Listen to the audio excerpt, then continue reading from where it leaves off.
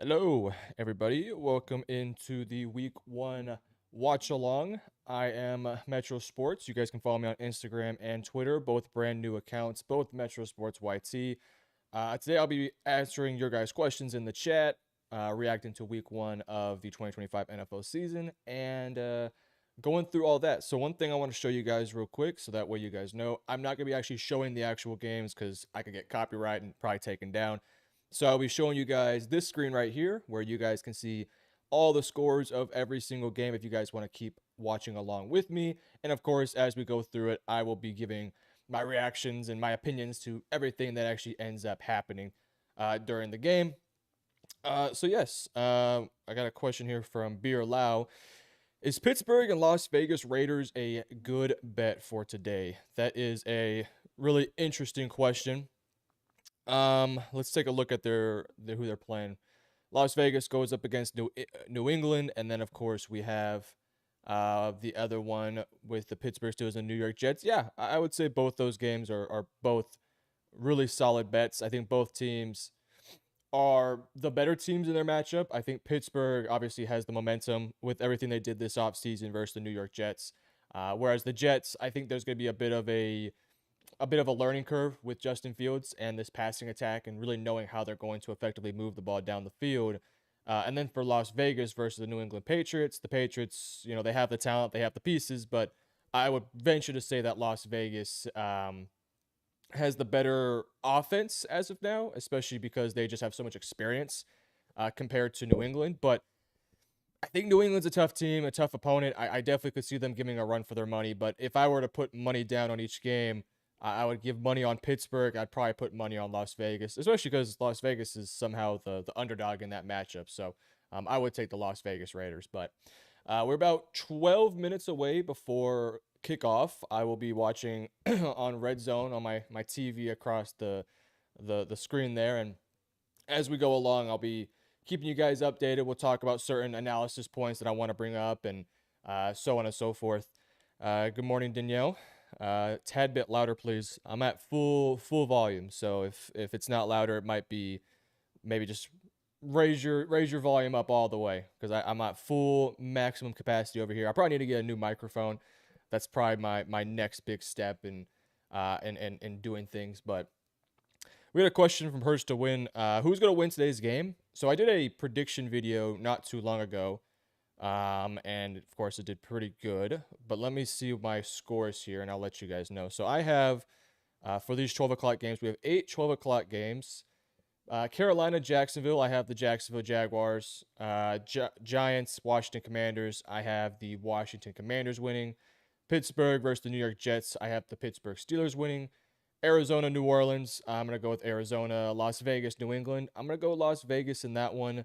Miami and Indianapolis, I have the Colts winning, but I could see Miami finding a way to win that one. It's kind of a coin toss game there. And then Cincinnati, Cleveland, give me the Bengals. I think Cleveland has talent, but I think that they just are not good enough on the offensive end. And then probably I would say maybe the best matchup of the day, the Buccaneers versus the Atlanta Falcons, at least in this early window. It's kind of a neck and neck one, but I'm going to go with the Falcons to win that one. I think the Falcons are a team that has a lot of juice going for them. I think Tampa Bay is good, but they have some injuries early on in their season that I think could allow a team like Atlanta to win. So, not to mention Atlanta did win both those games last year. So, I'm going to go with the Atlanta Falcons to win that one. Let's talk about the Friday game and the Thursday game. So Thursday night we saw the Dallas Cowboys versus the Philadelphia Eagles. Dallas Cowboys obviously played a pretty good game, but they ultimately ended up losing that matchup. I think if you're a Cowboys fan, you have to feel pretty good about what you saw out there. Obviously, there's a lot to work on, but you saw some good play from the offensive line. Let me actually pull up the score here. But you saw some good play from the offensive line. You saw Dak Prescott play very well. CeeDee Lamb just had a couple of major drops that unfortunately hurt the team. But yeah, I mean, if you're a Cowboys fan, I mean, you can't be feeling terribly bad about it. 2024, you lose the game, but you hold Saquon Barkley in check, which was probably the one thing you really wanted to do. Dak Prescott really got going in this game. The running game looks good. I love the creativity within the offense. I think once George Pickens gets more involved here, it's going to open things up a lot too. So I think the offense for Dallas looked good. And then on the defensive side of things, I think there was some flaws early on, but then I liked the adjustments they made in the second half with, stacking the box, sending some unorthodox blitzes from the corner, from the linebackers. I thought that was all really good. But, I think there's work that needs to be done, especially getting to the quarterback. I thought the edge rushers were a little inconsistent, especially in the first half, but they got really going in the second half that really started to make this game a bit more competitive. So I think for Dallas, that's one of the things. And then for the Philadelphia Eagles side of things, Jalen Hurts had a good game. I thought in the second half he started to slow down a little bit in terms of the passing portion of his game. I thought running the football, he was really effective and making a lot of nice plays. But when it came down to those adjustments the Cowboys made in the second half, it felt like Philadelphia sort of started to struggle there to adjust to some of the changes. Dallas was stacking the box. Dallas was sending blitzes. Philadelphia in those, in that situation probably should not be running inside zone or power right up the middle. They should probably be trying to find different ways to get to the outside and, create advantages. Not to mention Dallas. I mean, there was times Dallas was putting 8 or 7 guys within the box, and they were still just constantly running up the middle and trying to make plays there. So I think, it's a learning curve for the new offensive coordinator in Philadelphia. So I'm not too overly concerned about that. But, I would have liked to have seen some better adjustments from Philadelphia after the second half. And then in terms of the defense for Philadelphia, it was a rough, very rough first half. Dallas basically had everything that they wanted. But as time did go on, the defense for Philadelphia started to create some stops, started to make some plays. And yeah, made some nice plays out there. So I think for the Dallas Cowboys and the Philadelphia Eagles, both these teams are obviously really, really good. I'm not too overly concerned about either one of these teams, but please don't spam in the chat, please. I'm about to remove this guy. Sorry, buddy. But I think both teams are really good. I think the Dallas Cowboys are clearly have more work on their plate than the Philadelphia Eagles. I think Philadelphia has a lot of things they need to work on too, but Philadelphia has that upper echelon talent to surpass a team like the Dallas Cowboys. And then when it comes to the Brazil game on Friday, you want to talk about a major statement for the LA Chargers winning this game. Let me find the score here. Yeah, 27-21 in an environment where, let's be honest, it was very pro Kansas City, even though quote unquote LA was the home team. It didn't really end up amounting to that. It was very much so a away game for really both teams, but primarily the LA Chargers. I thought the LA Chargers handled their business. They came out there aggressive on defense. They came out aggressive on offense. Herbert was sharp. And I want to give credit to Justin Herbert. We're talking about a guy who his last game, he threw multiple picks. His last game in the playoffs, I want to say it was 3 or 4 interceptions. And he's had to sit on that throughout the entire offseason, knowing that he has this week 1 matchup in Brazil versus the Kansas City Chiefs versus the AFC champions. And he comes out there and, he balls 25 of 34 for 318 and 3 touchdowns, no interceptions.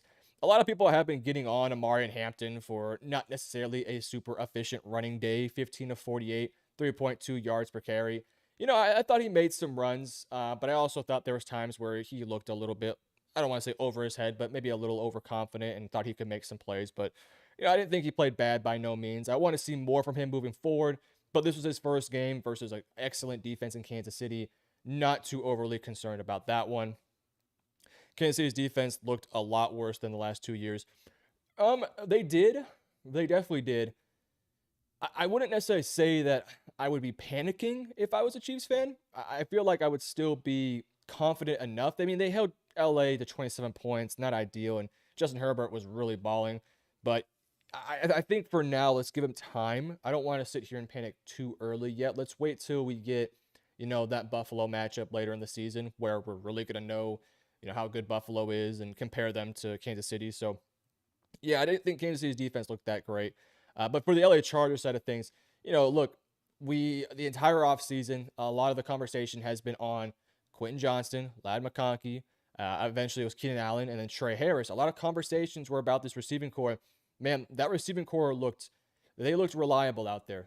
They really did. Quentin Johnston made some big touchdowns down the field. Ladd McConkey was just sort of a safety blanket out there for for Justin Herbert the entire game, made some plays in the intermediate as well. And then Keenan Allen also like massive safety blanket. It felt like on third downs, he was pretty consistently looking at Keenan Allen. And so, big day for all those guys. Tyler Conklin also had a big day too. So I'm very happy for the LA Chargers to get this win. And on the defensive side of things, look, this is one of the better defenses out there. They can get after the quarterback. They are excellent in coverage. They can force turnovers. They have great linebacker play. And that's what you saw it here. I mean, these guys are not household names, but Aloy Gilman, Cam Hart, Elijah Molden, Dion Henley, those are really good players. Tariq Steele, these are really good players that, not a lot of people talk about. Tyre Tart had a massive game out there, batting all the footballs down. So, yeah, again, I'm not too concerned for either side. I think for LA, there's things to work on, there's things to improve. But once you do get Najee Harris going, it's going to make the offense that much better. Joe Alt played incredible out there today, or sorry, Friday, and Quentin Johnson having a massive day. I mean, that's huge for them. Now, for the Kansas City Chiefs side of things, we have 3 minutes and 30 seconds till kickoff. So let's talk about the Chiefs side of things. I thought Mahomes played well. I thought it took some time for them to get going. But once they did eventually go ahead and start getting going, it made things a little bit. Hold on, give me 2 seconds. Sorry, buddy. Can't spam. Let me.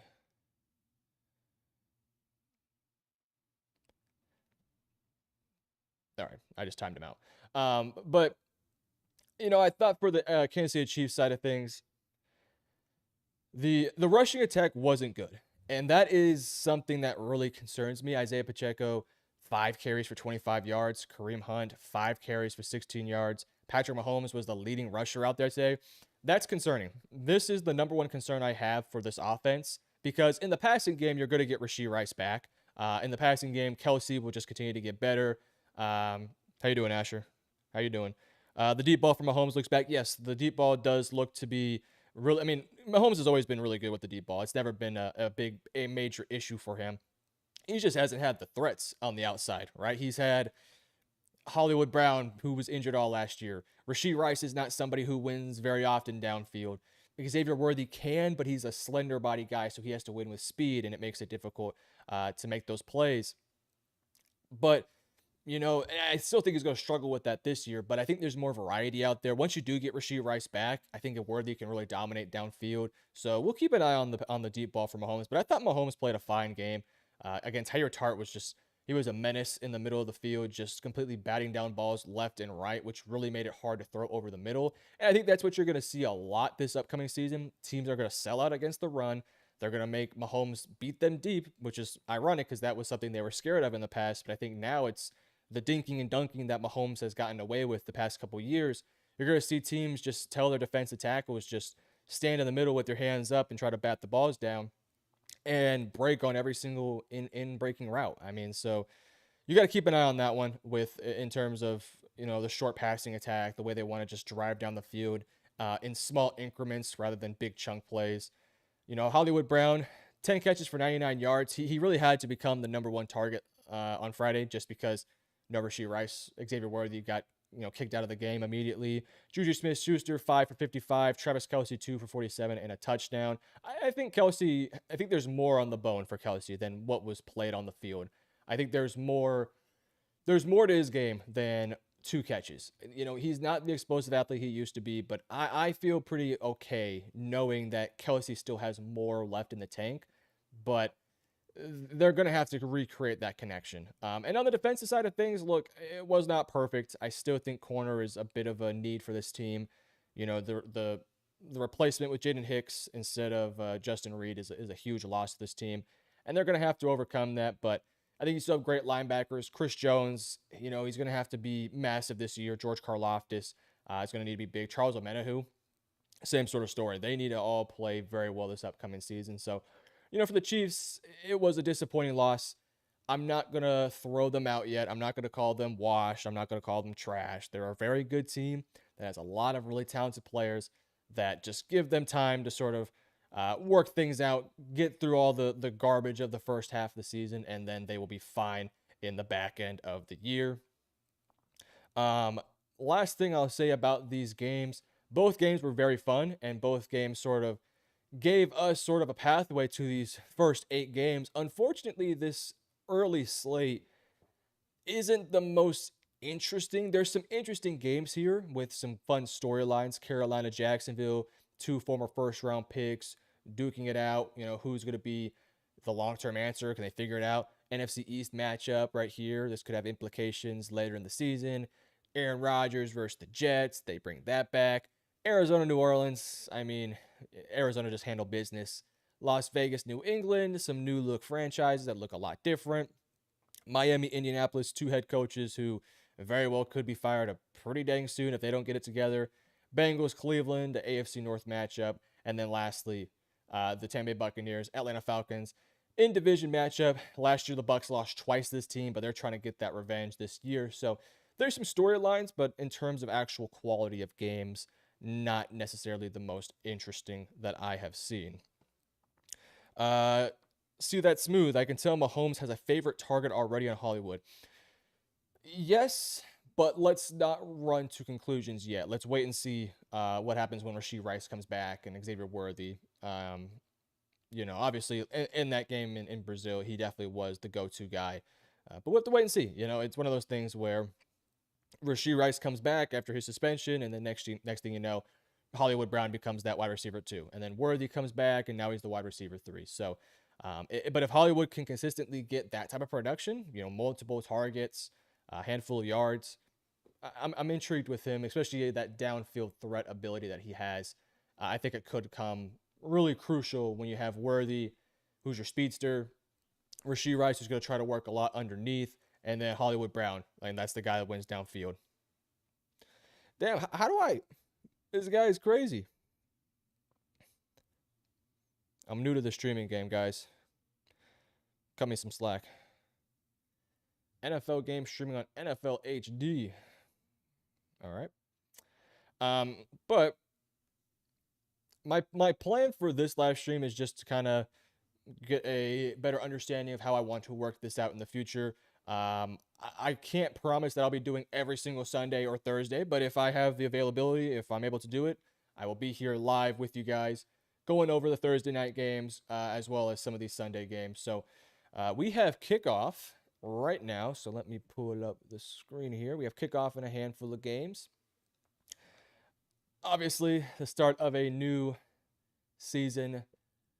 Very exciting, guys. I am excited for this upcoming year. I'm excited to be with you guys for today and make content for you guys. After this video, by the way, I will be recording my reaction to every single game. So if you guys want to see a condensed opinion analysis sort of thing of my reaction, of my takeaways, just check my channel after the afternoon games prior to the 7 o'clock game. You guys will see my reaction on here. So I'm watching Steelers versus Jets, and Fields is rocking the double gloves. Oh boy, is it raining? It does not look like it's raining, but they're getting a big play from Breece Hall, who takes it about 18 or 17 yards on the very first run. Look, if the Jets are going to be successful this year, that's what they're going to end up having to be, a very run-heavy football team. Justin Fields with the double gloves, that's not good. That's a bad sign.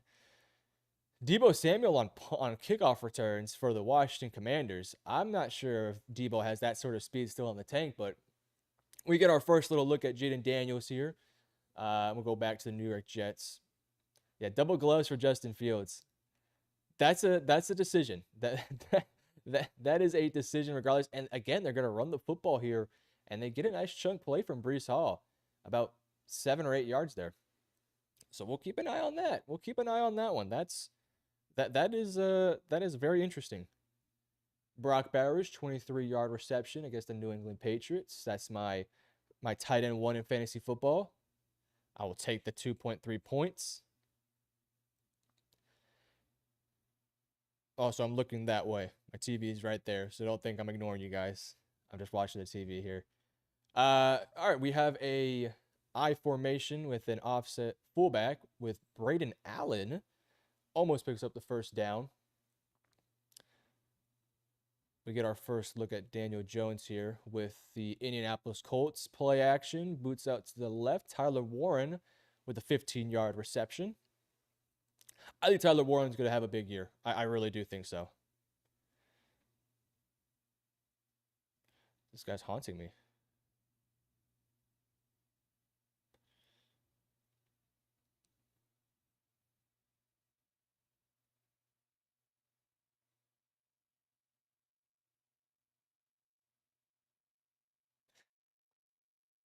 I think we have a 4th down and 1 for the Jacksonville Jaguars. I don't know if he got it or not. Let's see. We have a... Yes, we have a 1st down. Oh, yeah, I think he barely got it. All right, Michael Penix Jr. taking a snap at the 50-yard line, 2nd and 5 versus the Tampa Bay Buccaneers. Motion from 82 and play action. Dumps it off to Bijan. Bijan's a lot of people's offensive play. Oh, big play from Bijan here. Oh, big play. Big play. Touchdown. Woo! Bijan Robinson starting the year off with a 50-yard receiving touchdown. Boy, oh boy. Bijan Robinson. All right. Great way to start off here. Oh, hold on. Let me shorten this up for you guys. Okay, cool. Bijan Robinson taking it to the house for 50 yards. Hook him, by the way. Hook him.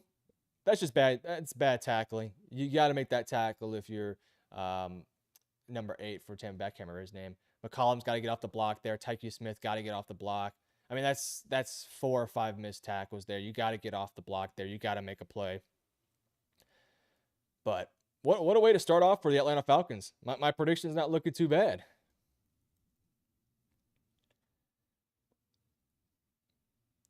I need Ashton Jeanty to go off. I traded away Bijan Robinson for Ashton Jeanty, by the way. I need to get him going. All right, Justin Fields is back on the screen here. They are entering, I think they're in the red zone now. They're at the 19-yard line. Single back formation here. And they're going to, yet again, hand the ball off. This time, Pittsburgh Steelers get a stop after a 1-yard game. 1-yard gain, I should say.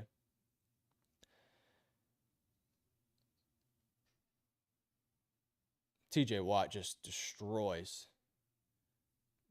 him there. L trade, yeah. Well, okay. I mean, I got some other value there too. Oh, I think the Raiders just scored. Raiders touchdown. Geno Smith throws the ball to Trey Tucker. I missed that one. Let's see.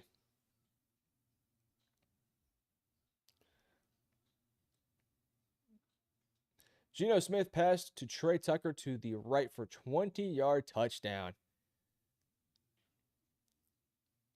That's a good start for the Las Vegas Raiders. That's a really good start for them. And he was wide open. Got past the safety there. All right, the Colts are in the red zone here.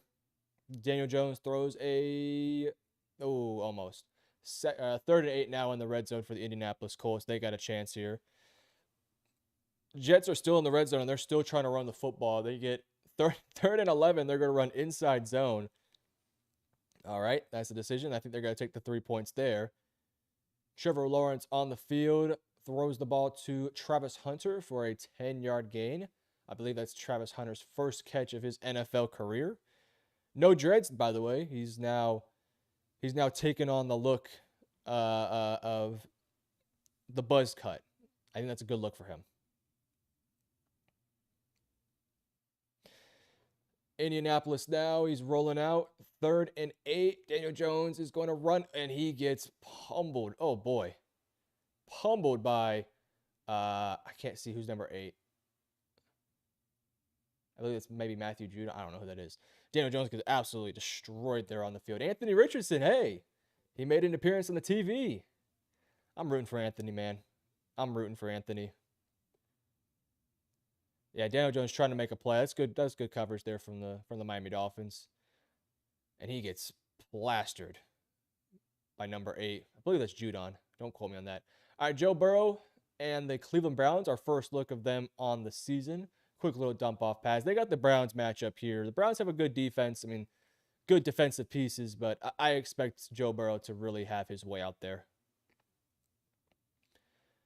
And I need him to. I have Joe Burrow and Jamar Chase on my team. Yet again, I want to remind you guys, if you guys would like to get more content from me, NFL analysis and stuff like that, I do have a Twitter and an Instagram. They will be pinned in the description below, as well as you guys can see it on screen. MetroSports YT on both accounts. Let's get back to the games here. We got 2nd and 7, motion from the receiver in Cincinnati, and Cincinnati's going to dump it off to Jamar Chase. Jamar Chase is going to get about a 5.5, 6-yard gain. He's pointing first down, but it's not a first down. They're nearing the red zone here. Burrow is 3 of 4 for 32 yards. By the way, if I'm delayed here, I'm watching red zone. Sometimes red zone's a little bit behind from what's actually live in the game. So if you're watching one game and not red zone, that might be why. So far, 9 plays, 50 yards for the Cincinnati Bengals. Not terribly surprising here. And they're going to hand the ball off to Chase Brown on 3rd and 1, and they're going to get a nice 5 or 4-yard gain. What I'm really looking for here from the Cleveland Browns, I want to see Mason Graham play well. I know I'm going to get for Myles Garrett, but I want to see your 2 rookies, Mason Graham and Carson Schwessinger. Those are the same things that I want to see. Is it me, or are the Steelers going to be the exact same team this year? In terms of like making it to the playoffs and probably losing in the 1st or 2nd round, probably.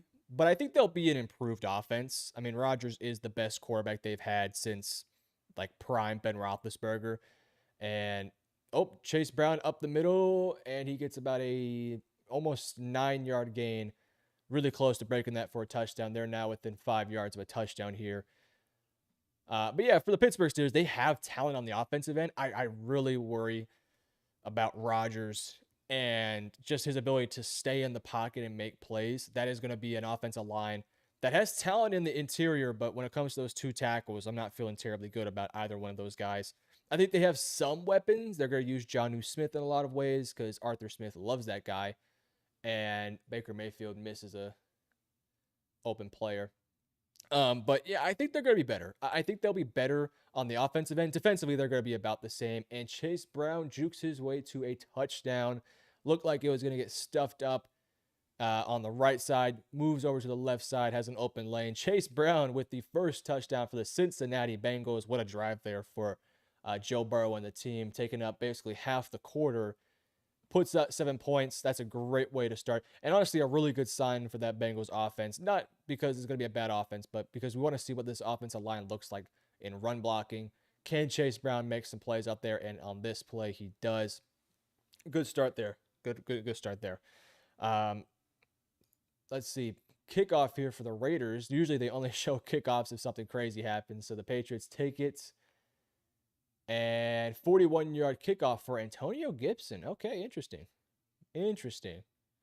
Obviously, we saw Travion Henderson take the one to the house. All right, here we go. We got Rodgers taking the snap for the Pittsburgh Steelers, and pressure right as I talked about it. Quinnen Williams sacks Aaron Rodgers. It looks like they send 5 or 6 at him and just completely surrounds him there. That was pressure off the edge. That was pressure up the middle. Bad start for the offensive line. 3rd and 11, the New York Giants do a screen to, I think that's Wan'Dale Robinson, and it goes nowhere. Looks like a 3 and out there for the 3 and out there for the New York Giants.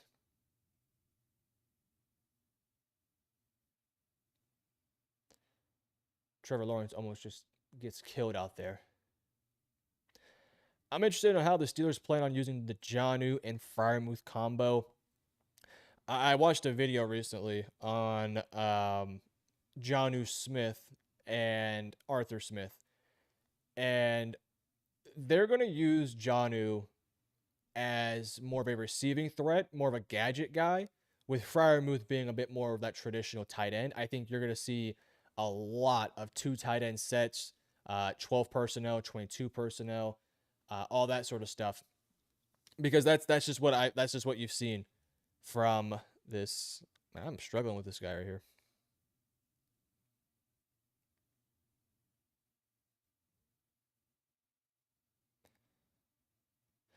But yeah, you see Freiermuth play a bit more of a traditional tight end, and you're going to see Jonnu Smith be a bit more of that receiving threat, more of that gadget guy.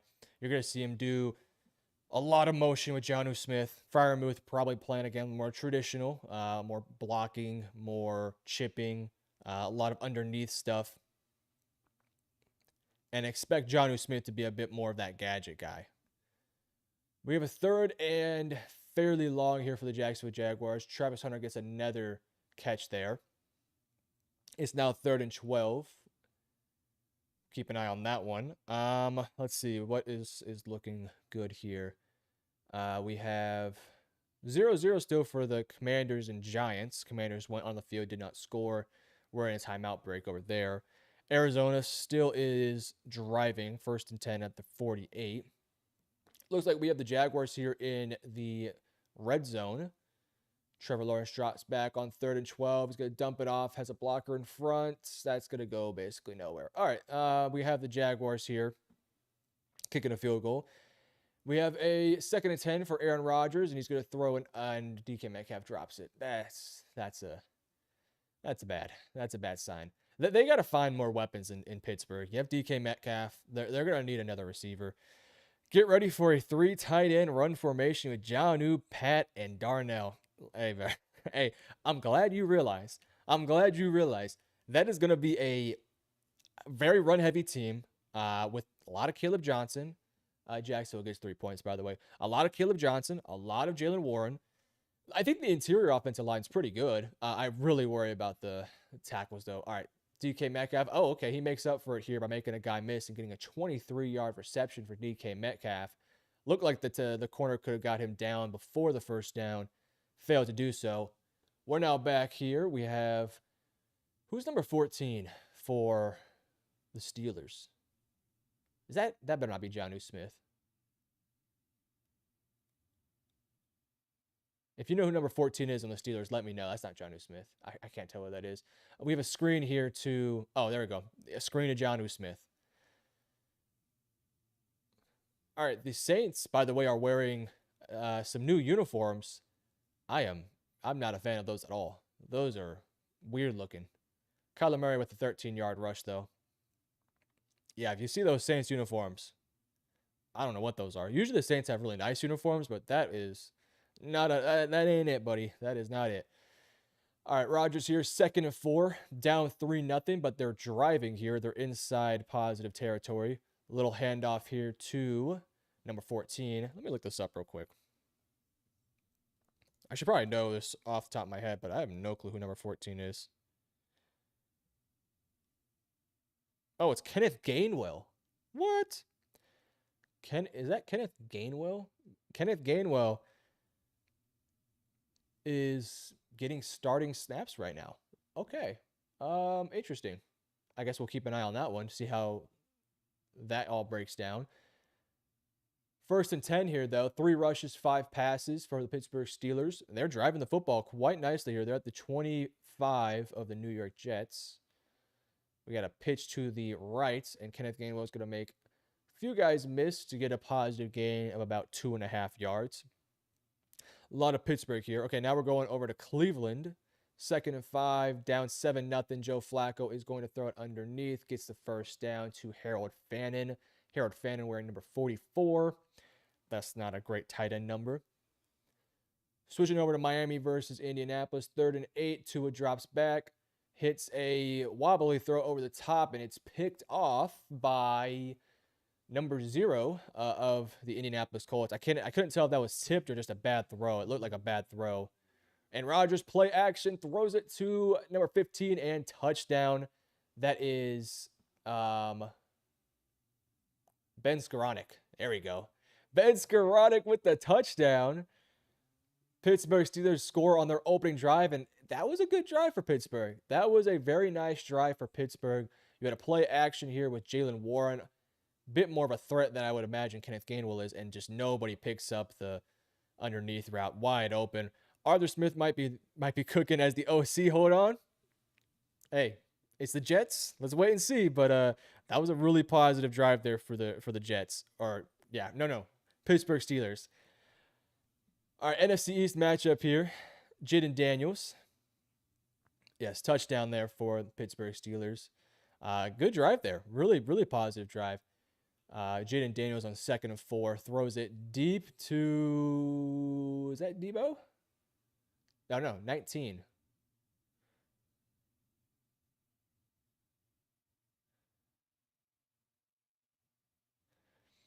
Probably need to get a moderator.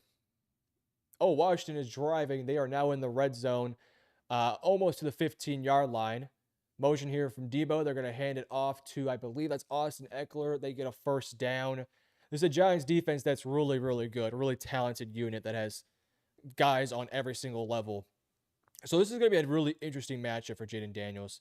We'll get back to that here soon. We had a 4th and 1 from Cleveland. They're going to get it. I'm really interested to watch this Jaden Daniels-led offense versus that Giants defense.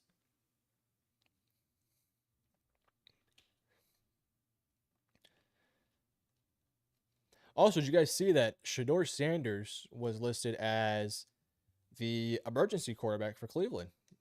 Not even the backup. Not surprised there. Not terribly surprised.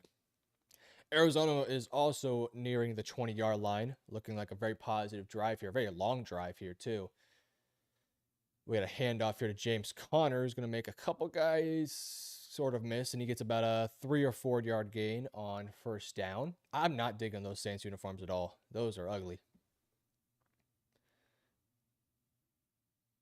Oh, Geno Smith with a tight window throw to Jacoby Myers, who gets his uniform pulled on, and he's going to have to get that cut.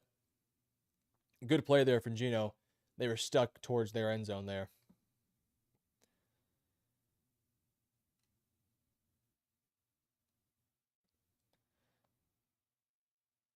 All right, we got motion here. They're at the 19-yard line. It is 2nd and 7. Kyler Murray drops back. Bit of pressure on his face, and he's going to throw a bad throw to the outside. Should have been easy pitch and catch, but pressure was on him. He had to throw that ball a bit early.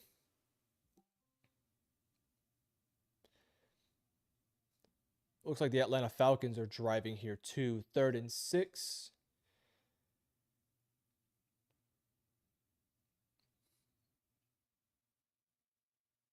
We have a timeout in the Washington game, by the way. So just be patient there. 3rd and 6. Michael Penix Jr. is going to throw an underneath screen, and it's going to get sniffed out really easily. I'm not a big fan of running screens on 3rd and 5s. I feel like it's just, they never work. Almost never work. I understand that you want to make an easy play for a young quarterback, but I mean, you're within sort of field goal range. You're getting there at least. At least try to get a first down. I don't like that play call. Flag on Arizona, delay of game. It's going to make it, I believe, a 3rd and 11 here, or 3rd and 12. Las Vegas, by the way, I believe is driving. A lot of time in the pocket there. And Jack Besh, the rookie, with a big 23-yard reception. He's going to be a good player for them. He's going to be a very good player for them. I like Jack Besh quite a bit. They have a number of just good receivers. And I wonder if that's going to be fine. If they're just going to be fine with a number of good receivers. All right, 3rd and 12 here. Kyler Murray's going to roll out to the right. Doesn't look like he has anyone. And he's going to throw almost an interception there. Trying to fit it in there to Michael Wilson. And 23 of New Orleans was right there. So it looks like they're going to settle for 3. Positive drive, though. All right, back to the Raiders here. Single back. They're going to fake it to Genty on a play action. And Geno's looking deep. And he throws a pick. Well. Yep, that was a tight window throw he was trying to make to Brock Bowers, I believe. And it wasn't bad ball placement, but just probably a little too aggressive there for him. Probably a little bit too aggressive. Arizona gets 3 points. Really fun action so far. Really fun action. All right, back to the Washington Commanders here. It's 1st and 10 at the 12-yard line. They're going to run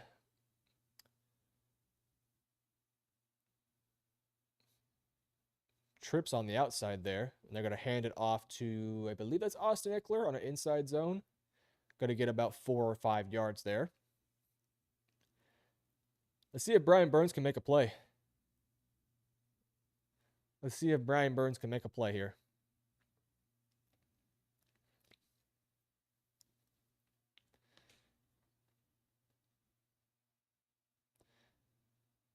Oh, somebody got hurt. That's why. Okay, I'm sorry to whoever got hurt. I don't know who got hurt there. Somebody got hurt. That's why there was a timeout play. I'll have to check in on that one soon. Okay, 2nd and 5 here. 7 plays, 81 yards in only 50 seconds, and you're gonna get a touchdown to Zach Ertz. The opening touchdown for the Washington Commanders goes to the almost 40-year-old tight end Zach Ertz on some sort of in-breaking route. Jaden Daniels with his first touchdown throw looked really clean. Yeah, sophomore slump. It's not looking likely. Not looking likely here. I'm going to see who got hurt real quickly.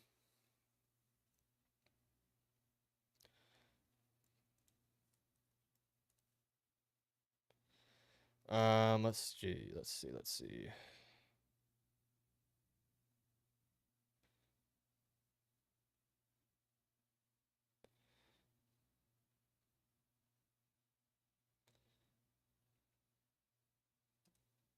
Oh, McFadden.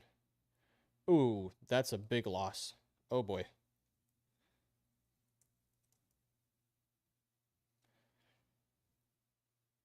Micah McFadden.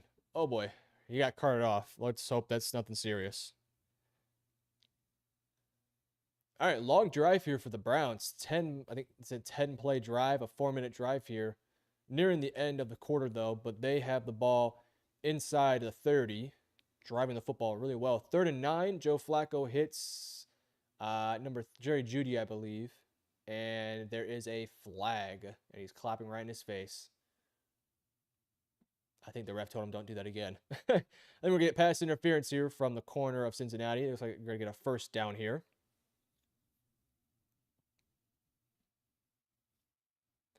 Oh, we have a touchdown for the New York Jets, by the way. Touchdown. Justin Fields passes to Garrett Wilson for a 33-yard touchdown. Oh, boy.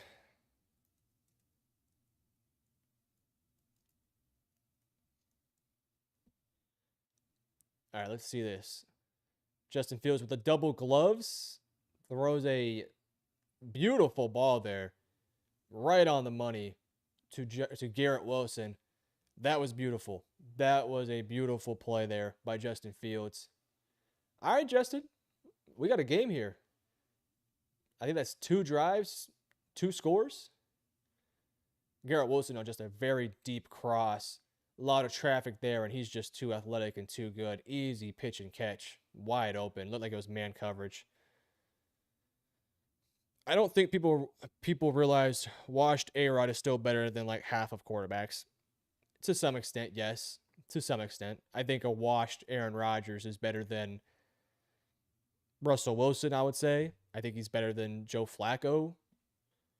I would say he's better than, for now, Bryce Young and some of these other young rookie quarterbacks, but we'll wait and see. Bryce Young, by the way, pitch and catch to Ted McMillan for a 11-yard gain.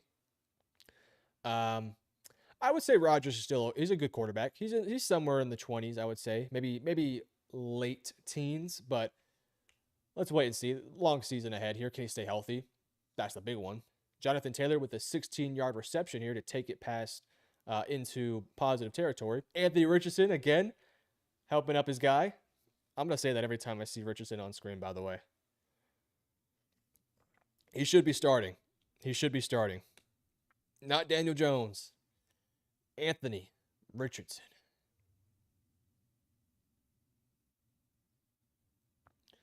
And Bryce Young, oh my gosh, Bryce, you got to hit that dude. That's Jordan Lewis, former Dallas Cowboy. I believe he had some sort of fade route here from number 13. I can't tell you who that is. And he's going to get wide open here. But yeah, he's open. You got to hit that if you're Bryce. Oh, man. Catchable football, but you want to lay that out a little bit more here. All right, Indianapolis 3rd and 1. They are at the 20-yard line at the moment. Need to get to the 19. Single back formation. They're going to do a traditional quarterback sneak up here. No tush push, just regular sneak. Interesting.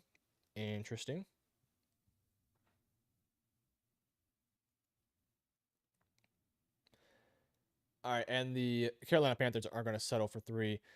Yeah, Metro loves him some Richardson. Yes, I do. Yes, I do. I still believe that Richardson got screwed over. I truly do believe that. I think that I believe that Richardson should be the starting quarterback. I think that he needed the time on the field, and they are not giving it to him. Instead, they're going with Daniel Jones. And, hey, look, so far, it's 2 drives. Looks like they're going to score, although he just got sacked here. But there is a flag. I think it'll be for holding, but it could potentially be for hands in the face, too. We'll see, but I'm pretty sure it's holding. Yep, holding, I would believe. That's going to be a major loss here for the Colts. Might push them into, well, I think they'll still be in field goal range, but it's going to push it to be a little bit harder. By the way, Cleveland is also in the red zone, too. It's 2nd and 7 at Cincinnati's 20. 3rd and 4 here for the Giants. Motion from Wandale. Can we get Malik Neighbors there? He's in the slot. Slant. I think they could have hit Neighbors, but they did get Wandale there for the first down.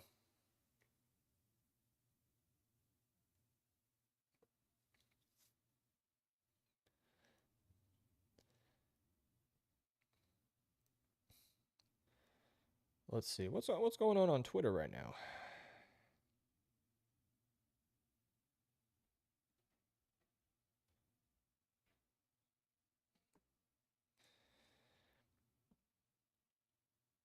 All right, Trey Henderson is on the field, by the way, for the Bengals. That's good.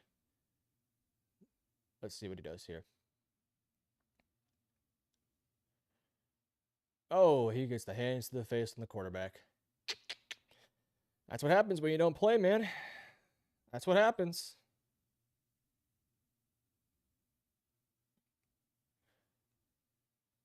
And the Jets go for a 2-point conversion for whatever reason, and it fails. By the way, I don't know what the thought process was there. I get it, be aggressive, but I don't know about that one. All right, 1st and goal here for the Cleveland Browns at the 4-yard line. They got probably 3 or 4 attempts here to get in the red zone. Really, really slow-paced game so far. They're really limiting the possessions there, which I think is probably the smart way to go about things, to be honest with you. Spencer Rattler makes a catch there to Chris Olave.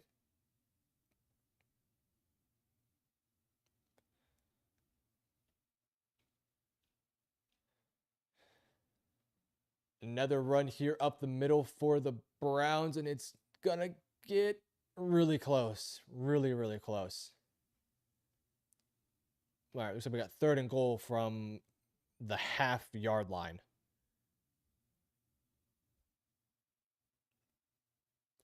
Yeah, Cincinnati stacks the box there, and they get a nice run. Oh, man, that was close.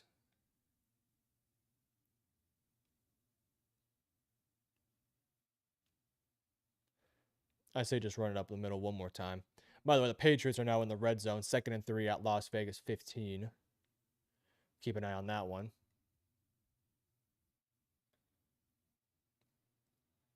And, man, it got stuff again. 3 straight run stuffs here for the Cincinnati Bengals. It's now 4th and goal, and I imagine you're probably going to run it right up the middle again. They go jumbo formation here, and Cincinnati sniffs this one out. Logan Wilson with a massive play, set up perfectly there by the defensive line. 2nd and 3, Drake May dumps it off to the tight end. I think that's Austin Hooper. They're now inside the 10-yard line. All right, 4th and goal here for the Bengals. Jumbo formation, run it to the right, and easy touchdown there. Cleveland Browns score on 4th and goal. What a drive for Cleveland. Oh, well, hold on. Oh, man. I think they're going to call an illegal formation here. Hold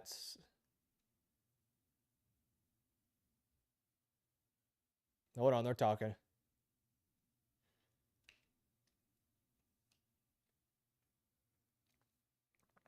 Patriots are also driving here, 1st and goal. They run up the middle, get about 2 yards. Looking like they're at the 3-yard line or so. We're waiting on the call here for the Browns. Was that a legal formation or is that a touchdown? Let's see. Okay. No flag. Touchdown, Cleveland. All right, Cleveland keeping it close. Raheem Sanders on that play. Yeah, that was pretty clear. That would have been a bad look. All right, Daniel Jones and the Colts on 2nd and 20, and he's going to hit Michael Pittman Jr. for a 27-yard touchdown. What a throw. Michael Pittman Jr. in the right corner of the end zone there. Touchdown for him. What a throw by Daniel Jones. My Anthony Richardson case is not looking very good. Screenplay here to DK Metcalf, and DK is going to take it 31 yards. Man, DK is a athletic guy. DK is athletic as Hell. Bengals defense is still cheeks. Yep. Yep. Yes, it is. I mean, let's be patient. It's just week 1. Oh, wow. Frankie Louvu just dumped the dude. Oh, big old fight in the NFC East matchup. Oh, big old fight. Okay. It's calming down a little bit. I feel like the Commanders and Giants don't hate each other that much. It's not Dallas versus Philly.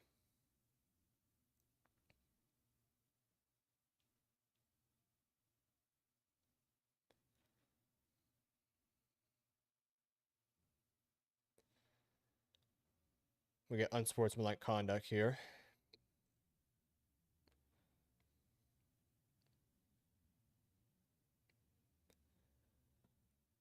On Marshawn Lattimore. Wow.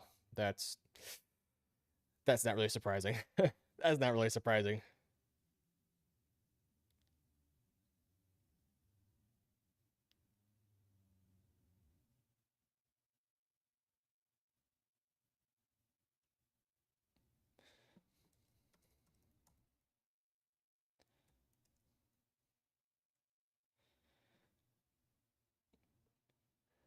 All right, 1st and goal here for the New York Giants at, it looks like, the 8-yard line.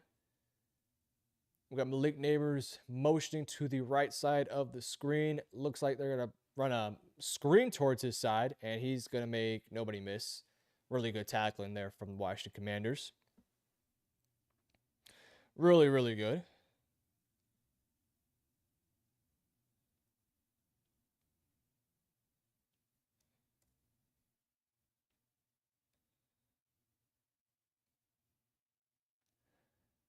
Patriots on 2nd and goal. It's been a while since we talked about them. 1:10 with still in the 1st quarter, and Drake May is going to miss. Oh man, you gotta hit that. He misses Douglas there. Gotta hit that. Gotta hit that.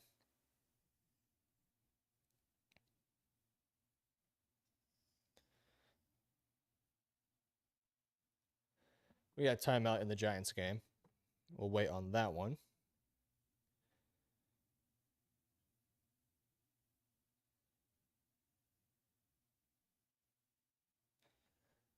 All right, 3rd and goal here. Drake May in the Patriots offense. Looks like got some motioning here from the running back.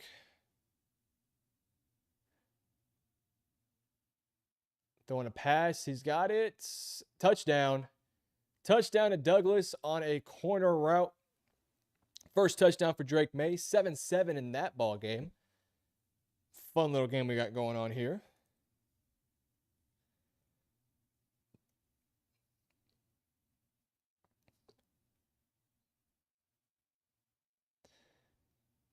Oh, does he maintain possession through? I think that would be a yes. I think he does. I don't think he's out of bounds yet. AR is throwing that ball to the cameraman on the sideline. Is he actually? Oh, man. I hope you're lying. I hope you're kidding, because that makes me sad. I hope you're lying.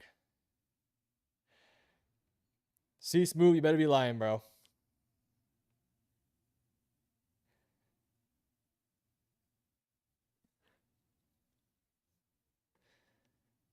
Justin Fields deserves, or Anthony Richardson deserves better. Oh, we got a Saints touchdown. Spencer Rattler and the Saints are up 7-3 in the 2nd quarter. Alvin Kamara scores a touchdown. I can't tell if it's a pass or a run. Alvin Kamara is just so So consistently reliable.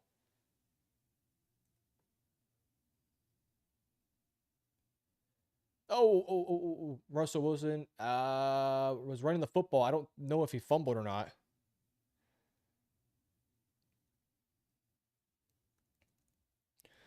Sorry, everybody. I'm tweeting right now. Great stream. Thank you. Thank you. Doing my best. Russell Wilson was rushing and he got hit and he fumbled, but that IQ, that veteran IQ brought the ball back and it was moving, but he got it. Whew. You don't want to do that too much. Thank you, Alex. I appreciate you guys for being here. Alex, C Smooth, everybody else. I thank you guys. Again, I'm hoping to be able to do this every Sunday and even for some Thursday night games. Oh, Tua fumble. Oh, no. This is not going well for the Dolphins. Xavier Howard is on a corner blitz. Tua does not see him. They send it to his blind side lefty quarterback. Strip sack, fumble. Indy recovers. They get the ball in plus territory. Oh, boy. Jaguars. Looks like a 3-and-out. Let me finish this post here. I'm like 10 minutes late on that one, but oh well. Again, if you guys would do me a favor, if you want to follow me on Twitter or Instagram, let me know and I'll shout you guys out. I'd really appreciate that. Anthony Richardson sucks. Get off his sack. He sucked in Florida. He never got a chance. That's my point, though. It's like he never got a chance. The dude played, 13 games at Florida, or maybe less than that at Florida. He then gets drafted 4th overall because he was a developmental quarterback.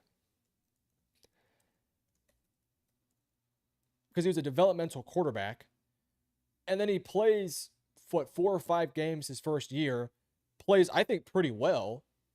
Then has his second season, doesn't play as well, but again, developmental quarterback. It's going to take some time. Gets hurt throughout the couple seasons he played, and then this 3rd year, he's finally looking healthy. We get to see him a little bit in preseason, and they bench the guy, right? Now, look, you can have your opinion on it. I can have mine, but I think they should have given him the start. But, hey, Daniel Jones is kind of cooking right now.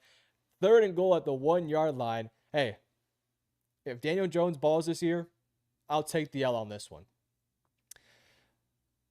Jason from England. Welcome in, man. That is cool. 49ers fan. That's not so cool. I'm a Cowboys fan. You guys beat me pretty consistently, but that's really cool, man. Happy that you're here. Excuse me, which is exactly why you don't draft a quarterback project in the top 5. That was Indy's main mistake to begin with.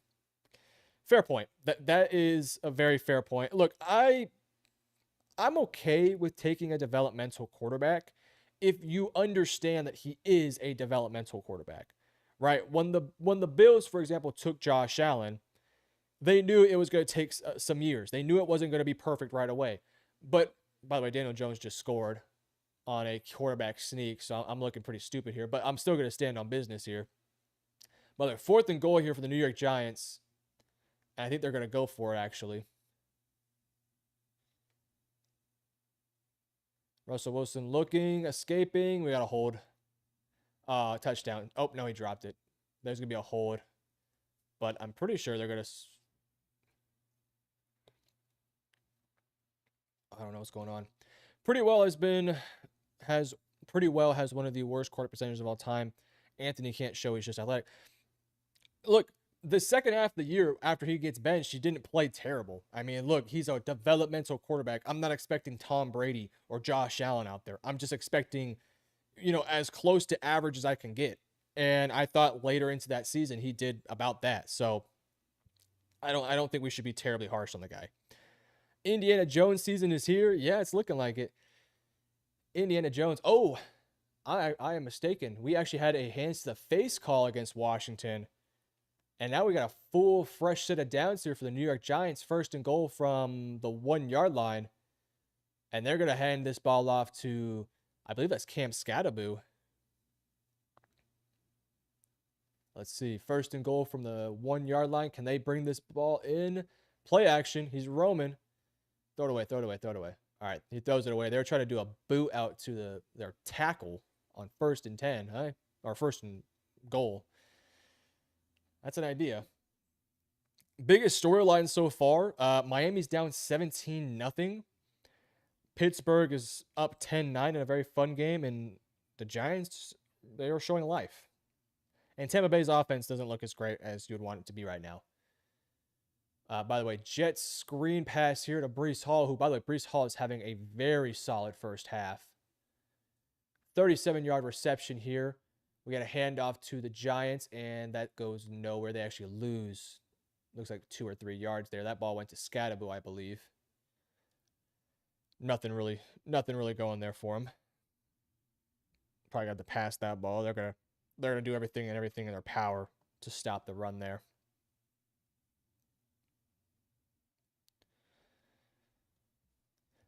Miami's offense is supposed to be their strength. They got to wake up. Well, it used to be. It used to be their strength. That is a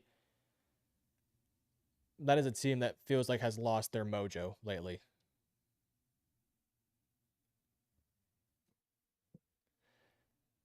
Yeah, 17-0. Again, Russell Wilson has to throw that ball away, and they're back to, I think, 4th and goal. Yeah, 17-0 is crazy. Yeah, the Dolphins, I mean, look, we knew it was going to be a bad year for them, but this is not the start. Justin Fields on a run. Man, this Jets-Steelers game is actually pretty good. I was thinking the Jets were going to look slow on offense, but all right, we got 3rd and 2 here. Kyler Murray's going to take the ball, and he's got the corner. He's going to get a first down here. 1st and goal for the Arizona Cardinals here. By the way, the Giants settle for 3 on that red zone possession. Good job by the Commanders there. I mean, terrible situation. 2 straight 1st and goals, and they force him to kick a field goal. Man, the Jets score again. Whoa. The New York Jets, Braylon Allen rushing touchdown. We have a game in New Jersey. 1st and goal for Kyler Murray and the Cardinals. We got a play action. Let's see. He's roaming out to his right. Looks like he might have to throw it away. He does. He throws it away.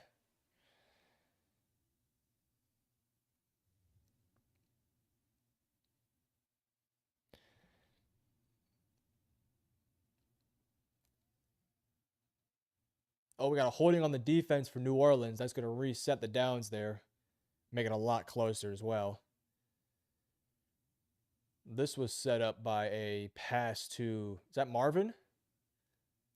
Marvin Harrison Jr. with the big catch there that sets up this 1st and goal. Looked like a, I don't know, 30-plus yard gain. Tampa Bay kicks a field goal, by the way. Puts up some points on the season. 1st and goal, not successful there. Still got 2 more downs.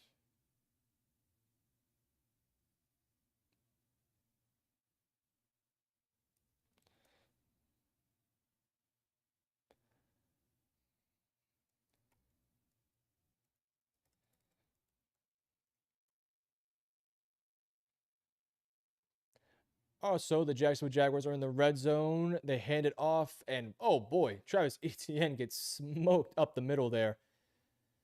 All right, back to 2nd and goal here. They got Marvin Harrison one-on-one on the outside. Does he look his way? He doesn't. More underneath drags, and touchdown. Marvin Harrison Jr. I thought they were going to do a fade on the outside, but they have some underneath drags. Marvin Harrison is able to create some separation for his 1st touchdown of the season. Kyler Murray's 1st as well.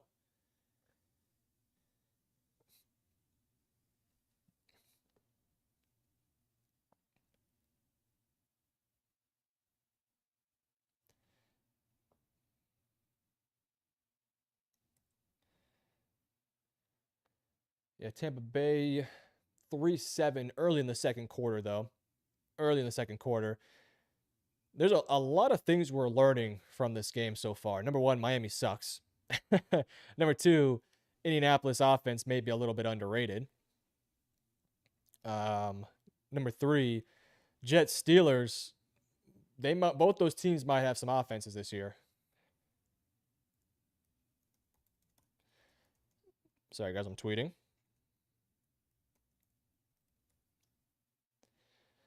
Las Vegas, New England also has been a fun game. Yeah, the Jets are cooking. The Jets offense is cooking, guys. Also, Joe Burrow gets brought down by Myles Garrett here. Bengals offense isn't really. I don't know. They're not really cooking right now. They ain't cooking.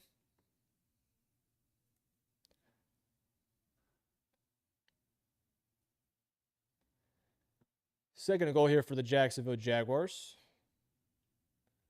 They're at the 6-yard line, it looks like. Play action, touchdown. Trevor Lawrence to Hunter Long. That's interesting. Hunter Long there with the touchdown. First play or first touchdown of the season. Does Miami even know who their starting running back is supposed to be? Ollie Gordon, Alexander Madison, etc. I would assume it's got to be Devon Achane. Tyreek Hill is also looking. Yeah, Devon Achane. Yeah, that's fine. Well, it's Miami. Offensive line sucks. And yet again, they sack Tua from his blind side. They are setting these corner blitzes off the left side, and Tua's a lefty, so he's looking opposite of those corner blitzes, and it's killing him right now. Wow, this is not good for Miami. Tyreek Hill is also pissed off on the sideline. So, keep an eye on that one. They got to score here soon. Jaden Daniels, deep shot here. 3rd and 9 to McLaurin, and he just barely misses it. Killer there.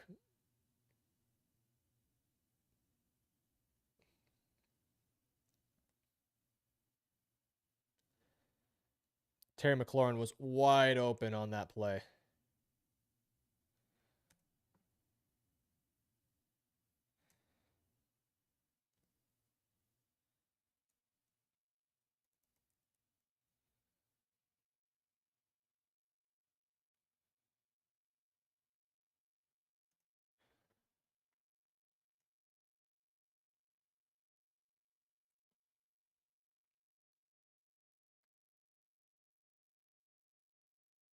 All right, Aaron Rodgers and the Steelers, 3rd and 4. They're not past the 50-yard line here. They're just showing this play.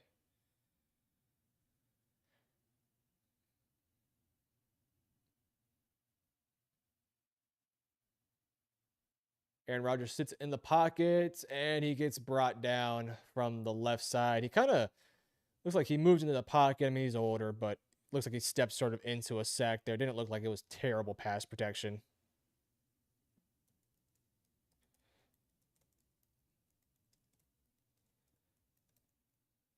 Hunter Henry with a 19-yard reception. They're moving in the positive direction here. And just like that, they're actually in the red zone. They passed to Keishawn Booty for a 14-yard gain. They're now at the Las Vegas 15.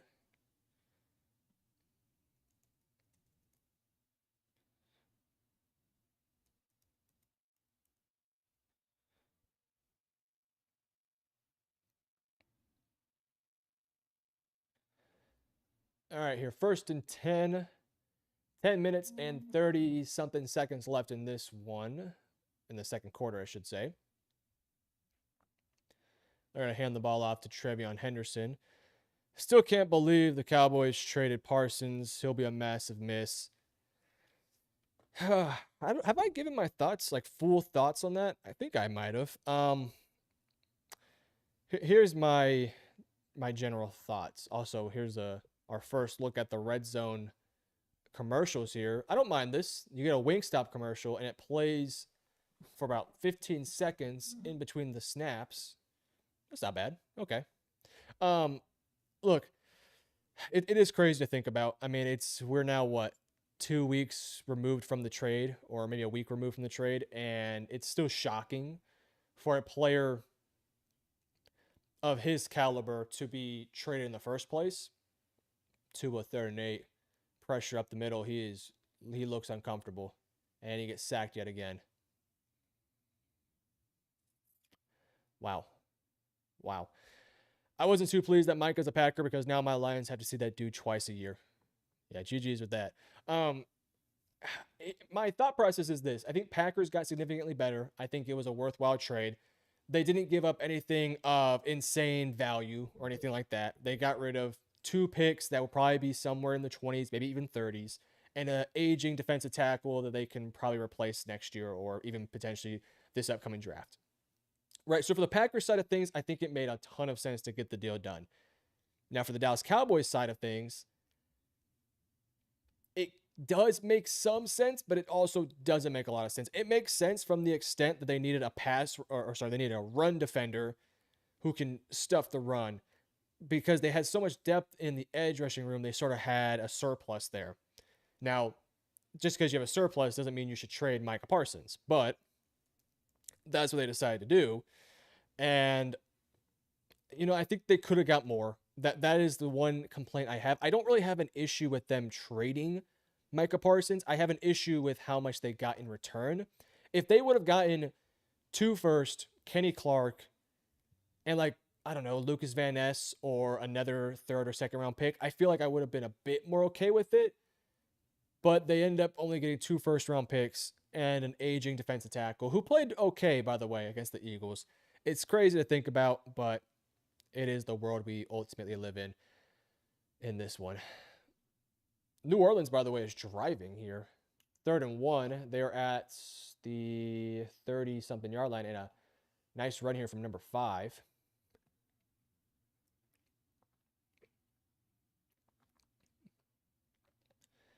By the way, new kicker here for the Patriots. Number 36. He's tatted up, I believe. And he misses it. Oh, boy. He missed the field goal. Well, that's part of life. Welcome to the league, buddy. A little to the right there. That's unfortunate. That's unfortunate. Miami Dolphins have to figure it out, guys. Miami Dolphins have to figure it out. They are looking bad. They are not looking good.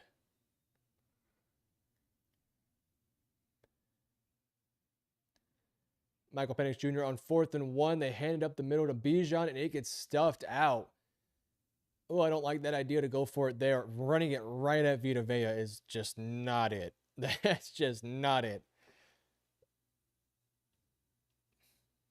I get it. You have Bijan Robinson and all that, but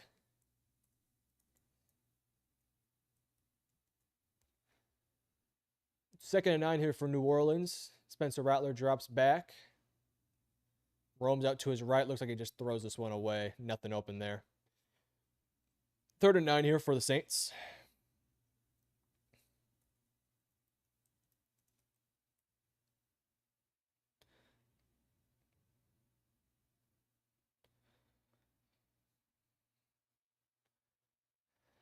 Man, I can't get over the Dolphins, dude. I feel like if you're a Dolphins fan, if this game continues to go the path it's going to go, obviously you can't throw away everybody now, but you have to start thinking about what the future looks like. You have to. I mean, you have to think about what we can. How is it possible to get off of Tua's contract? I know it's early still in the season. Let's not jump to conclusions, but this is about as poor of a start as you can physically get, especially for a head coach that was already on the hot seat and starting off the season. And now he's down 17-0 to a team that they were basically neck and neck with. Also, field goal there. Funny how Deshaun Elliott was talking trash about Aaron Rodgers, and now they're together. That's got to be awkward. Well, it's life. It's life. It happens to players all the time where they will be talking trash about a player one week, and then the next week they're buddies and teammates. It's just life. Yeah, I saw that. I saw that too. I wish I had an example off the top of my head, but it literally happens all the time where you have player A who plays for team 1 and team 1 hates team 2, And the next thing you know, that player joins that team that they hate, and all of a sudden they're best friends now. It's just how it is. 3rd and 2 here for the Cincinnati Bengals. Surprised their offense hasn't gotten going to the extent that I'm sure they would have liked to have gotten it going by now. Joe Burrow sits in the pocket, pressure, and he's roaming out to the left. Myles Garrett chasing. He gets the ball off to his running back for a 1st down. Good play by Burrow.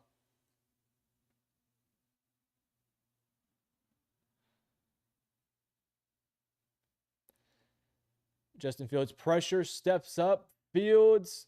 Oh, tight window throw to his receiver, T. Johnson. Don't ask me his first name. I forgot. And Justin Fields is balling. Justin Fields, that's maybe the other story so far. Justin Fields is playing pretty well.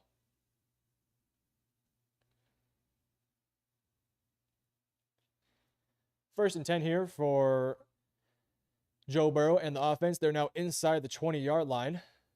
And he throws it to Jamar Chase on a streak, and it is a pass interference here on the Browns. Their corner's trying to say, no, it was him. It was him. It's not me. Nobody. It was you. You're going up against Jamar Chase. It's you.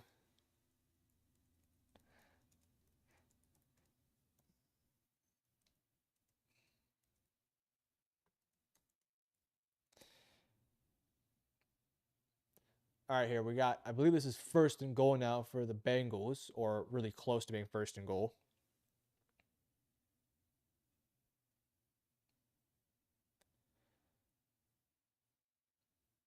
Yeah, 1st and goal from, it looks like around the 3 or so.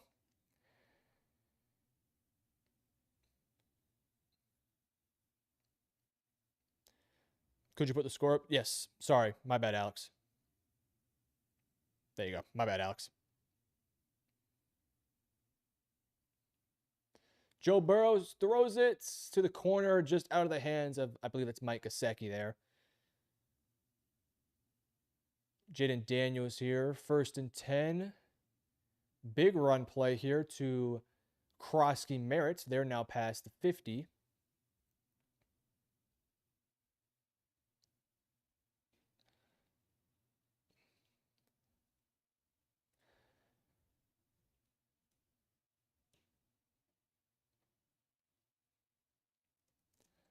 Second and goal at the 3-yard line. It looks like it's going to be a handoff here to Chase Brown, and he is, I think, just short. I believe it's at the, like, the 3-inch yard line. I mean, they are really close.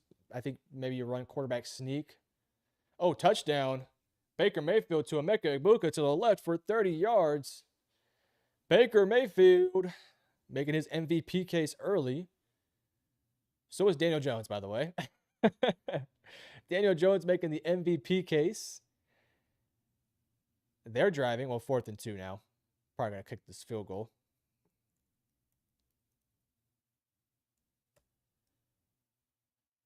Oh, okay. Joe Burrow touchdown. Joe Burrow. Play action that goes to number 86. Noah Fant. I did not know he was on the Bengals, by the way. I should probably know that. Play action at the half-yard line. You don't see that very often. Touchdown, Joe Burrow. 14-7 on the Cleveland Browns. Very fun game so far.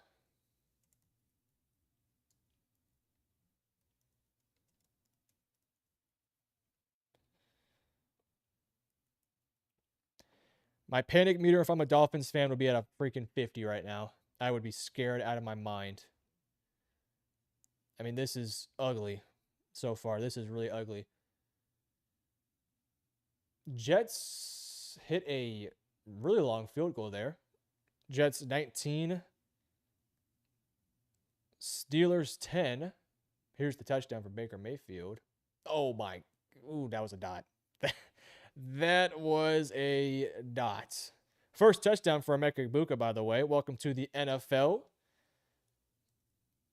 He's going to be a really good player this year and in future years. He's just so pro-ready, like immediately.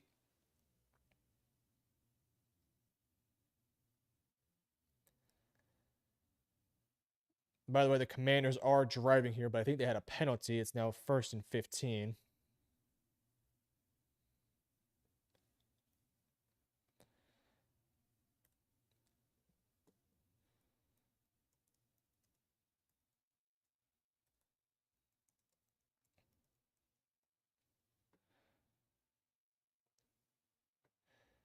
Third and 10 here for the Arizona Cardinals. They're pretty far away, but they get to McBride for an 11-yard catch. I'll take that. I should probably put up my fantasy score, by the way. I should probably look at that real quick. I'm in 3 fantasy leagues this year, guys. And I've been pretty cooking. Steelers D has been underwhelming so far. Yeah. That is a very good point. Steelers defense is supposed to be the strength of their team, and this Jets offense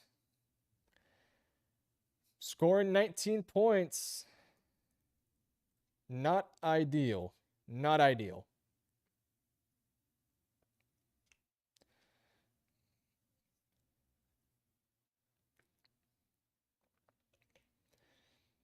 So good to have football back. It is so good. Football is, there's nothing like it. There's nothing like it. Oh, by the way, Carolina and Jacksonville, I believe is having a weather delay. At least that's what it says on NFL. I haven't seen anything though over there. We'll keep an eye on that one.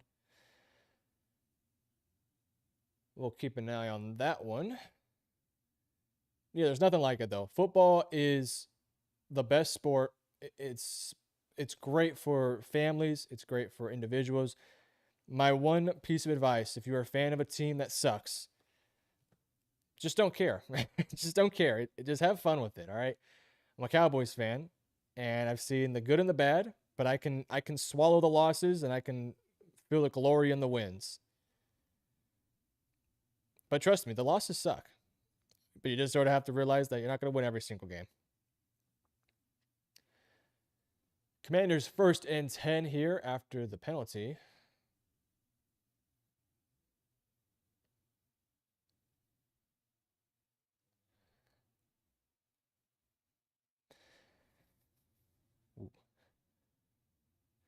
They are now, I believe they're inside the red zone here. They are inside the 12 of the New York Giants.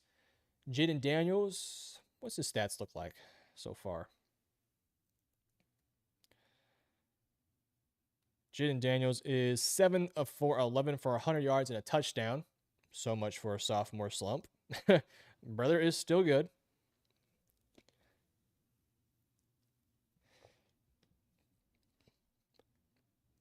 Drake May with a big completion to Kayshon Boutte.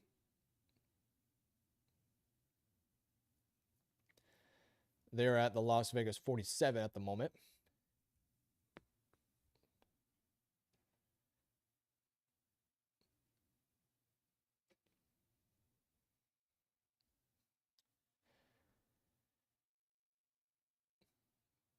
Second and 4 from, looks like the 11 and a half. They're going to hand the ball off, and he's got an easy walk-in touchdown. Number 22 for the Washington Commanders, and he's going crazy with that touchdown. Ja'Cory Krosky-Merritt, welcome to the league, my man. Welcome to the league.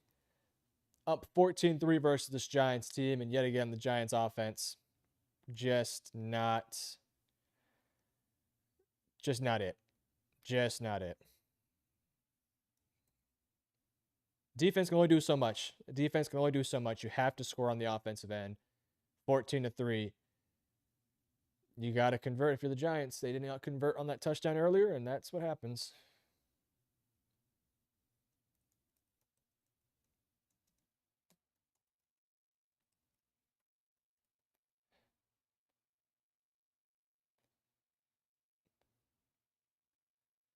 Steelers got the ball in plus territory here. They're going to hand it off to Jalen Warren.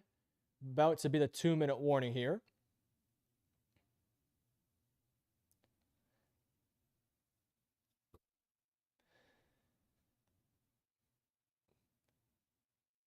Hey, you know what? Rodgers is playing pretty well. That was a beautiful throw he made to the outside.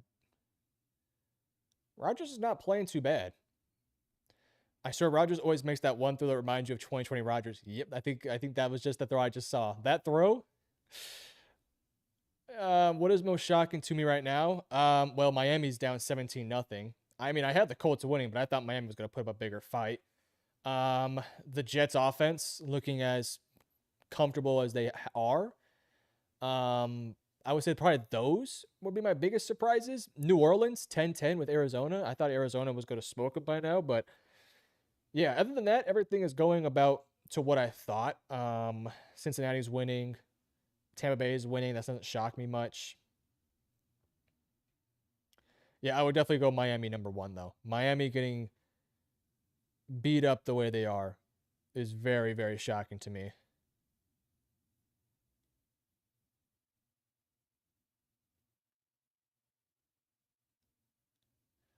Trey McBride with a 25-yard reception, too.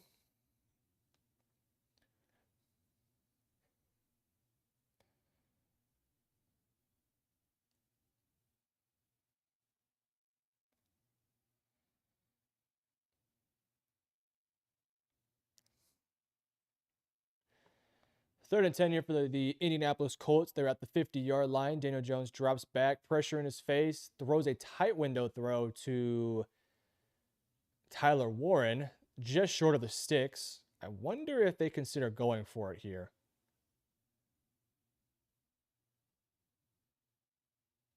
I wonder if they'd consider going for that.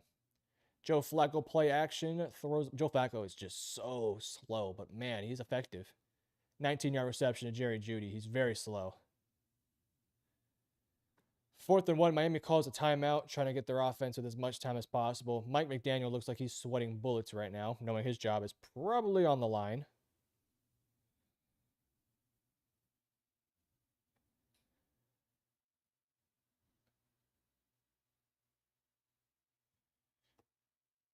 Most shocking to me is how bad Miami's offense looks and how bad Pittsburgh's defense looks. Yeah, I would agree.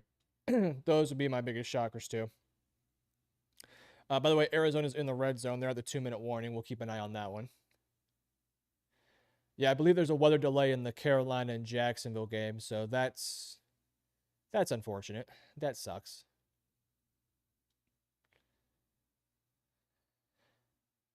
Penalty on the Cardinals play there.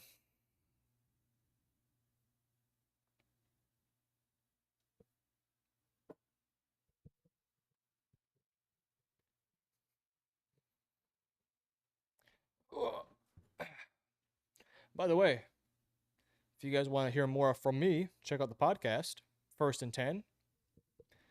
First and 10. Tyreek Hill, Chiefs reunion coming. He don't look happy. He don't look happy so far. Honestly, I mean, if I'm Kansas City, I would want a receiver with some size, right? You already have speed with Xavier Worthy. Rashee Rice can win a lot more underneath. I mean, yes, you have some familiarity with Tyreek. I don't think Tyreek makes a ton of sense for Kansas City, if I'm being honest with you, but I think he'd be. If a Tyreek Hill trade were to happen, I wonder what teams would be interested in him. Steelers, you'd have to think would be. You'd have to think Pittsburgh would be. Tyreek Hill next to DK Metcalf. You'd have to think he'd be interested there. The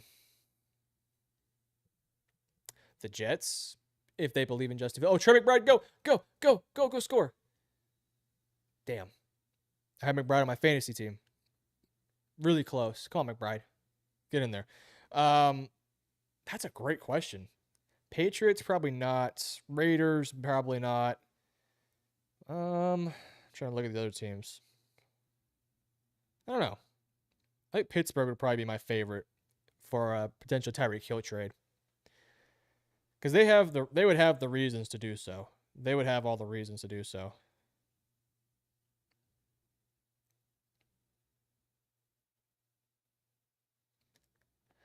All right, we got second and goal here. Kyler Murray's going to roll. Oh, they got James Conner for the touchdown. Kyler Murray to James Conner for a touchdown. Josh Allen and Tyreek? Mm, eh. Yes, maybe. Maybe. I I don't know if the Bills have the money for it though. That's my only thing. I don't think they have the money for it. I mean, look, you can move around money as much as you want. I don't know. I'm not sure about that one. Josh Allen and Tyreek would be a fun connection though, I will say. But I don't think the Bills really need Tyreek Hill. I actually like for me, I think Pittsburgh makes a ton of sense. Tyreek next to DK Metcalf, and all those tight ends. I think that would make some sense. I think, like I said, the Jets. If you want to pair Garrett Wilson with a guy who could win downfield, I think that would make some sense. Maybe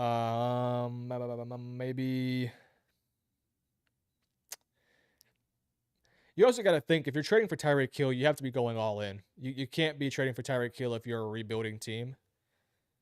So maybe the Jets don't make a ton of sense there. Las Vegas, I guess I could sort of see that, but I think they probably want to learn from their mistakes with the Antonio Brown trade. All right, the kicker for the Patriots gets his redemption. Also, Aaron Rodgers throws a fade to number 19, and it is caught. Wow, wow, wow, wow. Hey, Steelers offense looks pretty good so far. That's a nice catch there.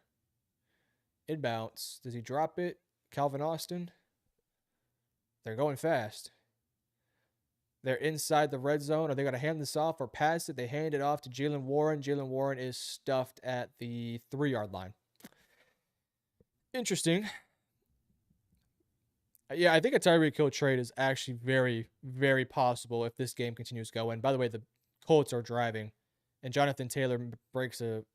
Wow, Jonathan Taylor's now entering into, I believe, the 25 for the... It's 2nd and 7 for Indianapolis. They're in the red zone. They can make it 20-0 or 24-0. This is not the start you were hoping for if you were a Dolphins fan. Not the start. Not the start. And then I think the next question has to be, does Tua Tagovailoa potentially get traded? And who could be interested in Tua? I mean, would anyone be interested in Tua? Like that's to me a legitimate question that I have now. Who would be interested in Tua and his contract and his style of play?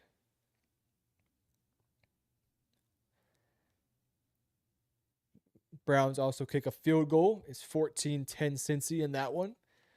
We're about to enter into halftime to a lot of these games.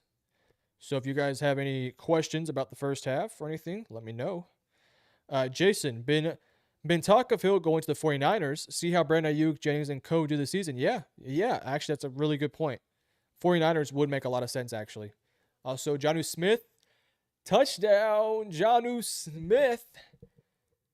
Gosh, you got to love Jonnu Smith on an Arthur Smith offense. You got to love it. Touchdown, Jonnu Smith for the Pittsburgh Steelers. It is now 19-17 in Pittsburgh. Dare I argue the Saints? For Tyreek, I mean, if Miami hates him and wants to send him to purgatory, maybe. Maybe. But for the 49ers, actually, it would be hard to stomach a Brandon Ayuk and Tyreek Hill duo with their contracts and with their level of play. But if you could somehow maybe swap Ayuk for Hill, I would be interested in that. Frankly, if I'm the Niners, though, even if Ayuk sucks, I'll try to get rid of his contract. I have Juwan Jennings and I have Ricky Pearsall, and then I'll draft somebody. I don't think I'd want to go down the hill of a Tyreek Hill, but a Tyreek Hill, Juwan Jennings, and Ricky Pearsall combo could be pretty fun. Tua to the Rams as a Rams fan. I think his play style would work well there. I think his play style would work very well. But yeah, I think play style wise it would work. Is CMC playing today? Let's see. I think he is. Yeah, it says he's likely to play. Yeah, good to go. Yeah, he'll play. Tua to the Rams is interesting. Matthew Stafford probably has one more year left in him. By the way, Colts kick a field goal. They're up 20-0. Matthew Stafford's probably in his last year or second to last year. Tua, as a play style, I think could fit well for that Rams system. Granted, I think almost any quarterback could succeed there. The Sean McVay system is really good. I don't know. I actually don't. I don't mind that one. If the Rams are okay with giving Tua that much money, because Tua does make a lot of money. I don't know. I truly don't think there's a lot of teams that would want Tua nor Tyreek, if I'm being honest with you.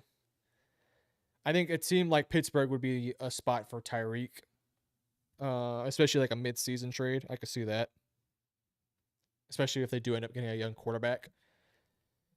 I don't know if Tua might be stuck there. I just don't see a team really. And it's not to say Tua sucks. It's just that when you trade for Tua, you're trading for all the limitations he has as a player, which is he's not good in the cold. He doesn't handle pressure very well. Limited arm. But Michael Penix almost threw a pick. But he's a smart quarterback who can anticipate throws very well. And in a timing-based offense, he can have success. So that's sort of the things that you have to handle. Russell Wilson just got sacked, by the way. Giants offense not looking very good.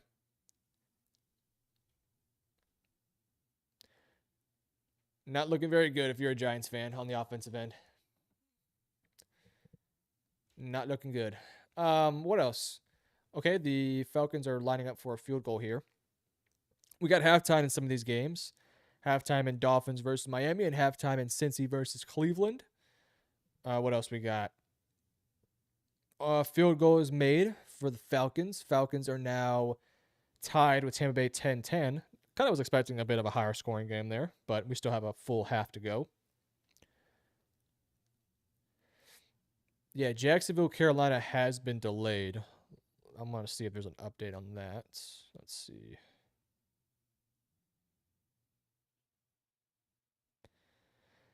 Dolphins offense in the first half, 0 points, 29 passing yards, 14 rushing yards, 2 turnovers, 3 sacks. Wow. Wow. Tua Tagovailoa has had too many concussions, like a cat on a hot tin roof nowadays. Preach it. You know, I think the concussion issue for him is maybe a little bit overblown in the context of like, how do I want to word this? In the context of it being the reason for why he's not playing well. But Justin Fields evades a sack and he throws the ball away. Good play there from Justin. Got to give him credit there. Yeah, it's just unfortunate. I mean, I hate to, have that conversation, but the injuries are real. I mean, he just can't have it. Bit of a fight here between Pittsburgh and the Jets. I would love to see the Jets and Pittsburgh have a rivalry. I think that would be really cool. I think it's time for the coach to get packing. Yeah. Yep. Maybe. It might be time. It might be time.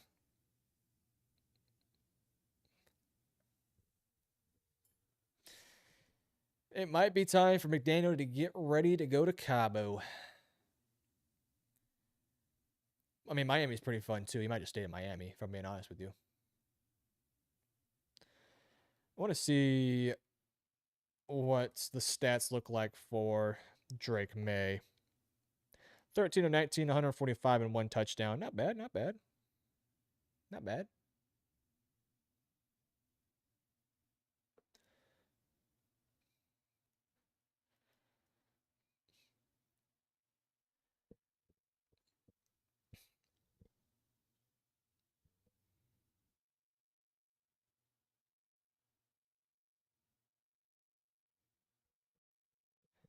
Las Vegas going to win? Yeah. Looks possible. I mean, they're down right now. They got to get that offense going. They got to get Ashton Genty going. I feel like we haven't said his name once today.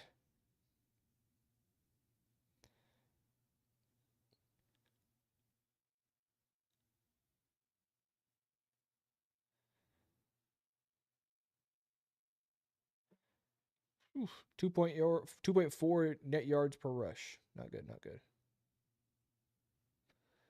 Oh, big run here for the Jets. Big run. Still fourth down, though. And it looks to be another fight on the field, by the way. I'm digging it. I like the rivalry here between the Jets and the Steelers. Bijan is saving your fantasy team. I bet he is. I bet he is. And DK Metcalf. I think it's no, it's Ramsey. Ramsey and Garrett Wilson are fighting. Okay. I think Ramsey might have won that fight, by the way. Good thing they go into halftime now.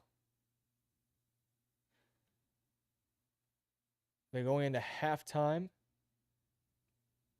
Brees Hall and Sauce Gardner are laughing. Ramsey is yelling from half. Patrick Quinn said, "Hey, bro, go." I love it. I love it. You love to see it, guys. You love to see it. Football's back. We got fights going on. By the way, welcome to the Indiana Jones era. 4 drives, 4 scores. All right, Danny. All right. Hey, you keep playing like this, I'll admit I'm wrong. If he keeps playing like this, I will admit that I was wrong. And I'm okay with admitting I was wrong. I've been wrong many times. I mean, I don't want to be wrong. But if I am wrong, sweet.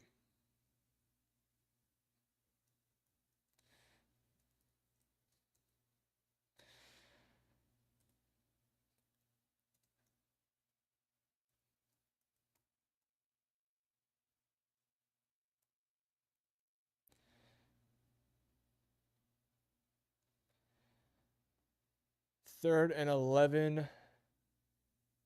I think they converted. Washington is moving the football now. They're past the 50. Deebo Samuel, a little bit of a push off on Drew Phillips, but still.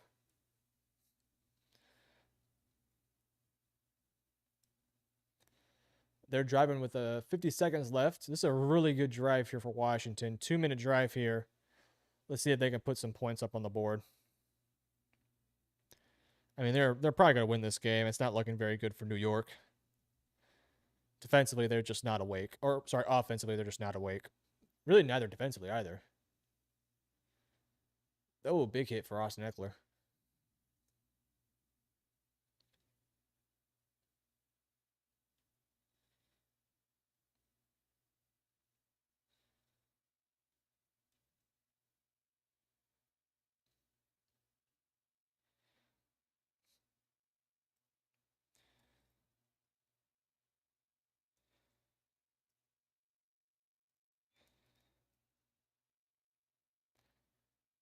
Brian Burns, by the way, is limping off the field as we speak. There's about 30 seconds left in this half. He does not look good. Hopefully, it's just a cramp of some sorts. You should save the live stream to the channel after it ends. That's my plan. I hope it does. I'm still figuring out how to do all the live streaming stuff. So if it doesn't, then for sure I'll figure it out for the next one. But it should. And if it doesn't, my bad. Geno Smith needs to lead a drive here. They got, I think, how much time we got left in that one? We got about 15 seconds. Jaden Daniels throws it to the back of the end zone. Could have been a penalty there. No penalty, though. 2nd and 10.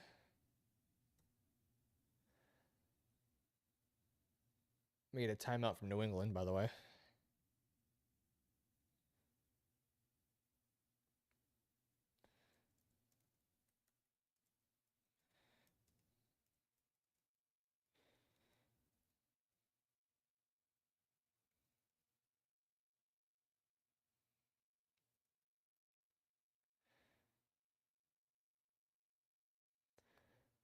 timeout in the Washington game, by the way. Yeah, I'm also thinking about doing Thursday live streams. Probably not for everyone, but at least for some of the fun matchups.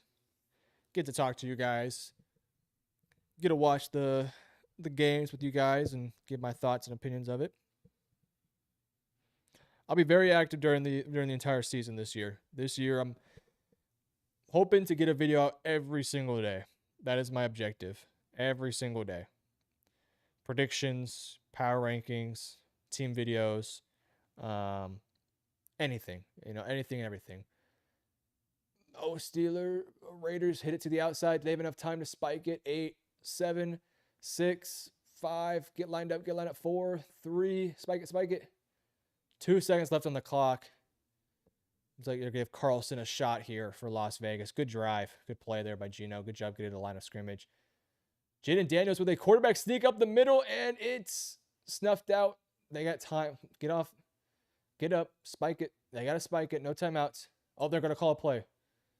10. Oh, hurry up. You got to go. You got to go. You got to go. You got to go. 8, 7. Quick. 4,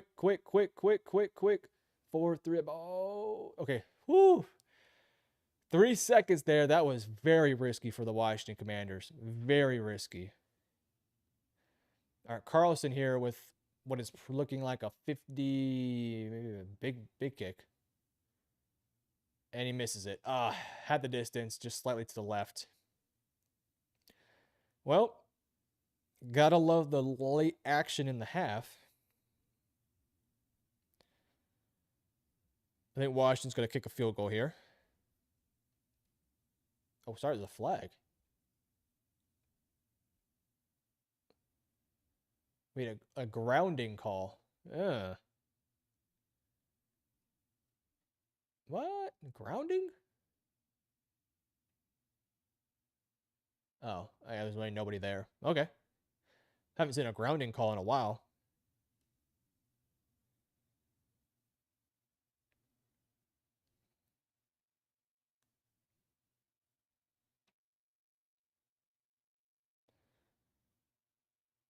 It's all right, though. They're not going to get killed for it. They're going to kick a field goal here.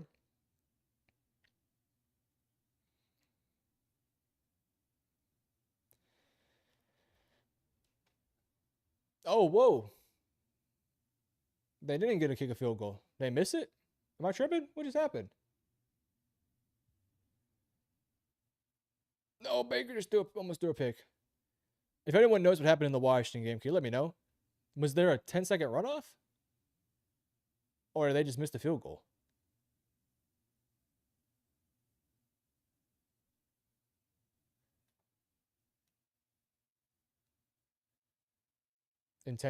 Washington committed a 10-yard penalty, intentional grounding. I guess there might have been a 10-second runoff. That's unfortunate. That's a huge missed opportunity there for him. Not sure if it'll kick him in the butt because they're going to probably beat the Giants, but still. You'd like to convert. Yeah, Miami, wake up, bro. Looks like we're going to get Cincinnati, Cleveland back from halftime first. And we're still waiting on the Jaguars game to come back. Yeah, Bengals, Browns. I think we're getting kickoff soon. Wow. All right, well, first half of week 1 for some of these games is over. Very, very interesting half.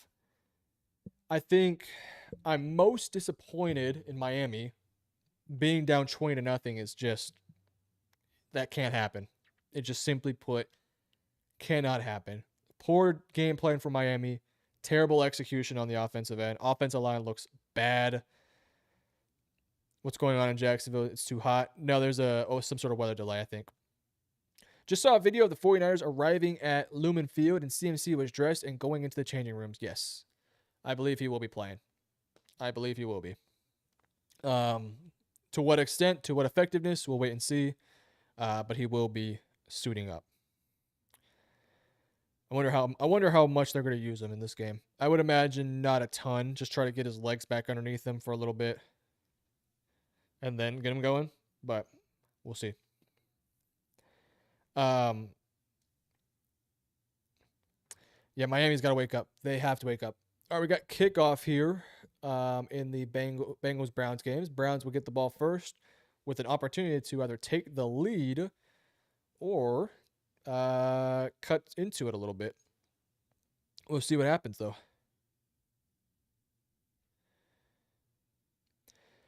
I'm never trusting anything about CMC's health. I'm always have an eye on whatever he's doing, especially in fantasy. Especially in fantasy. It's a great start for Shane Steichen, by the way. Great start for him. Bad start for Mike McDaniel. Bad start. Oh, I got something right there. We got kickoff in that game. Let's see if Miami can come out. They get the ball first. Let's hope that there was a pep talk. Let's hope they can get this offense rolling.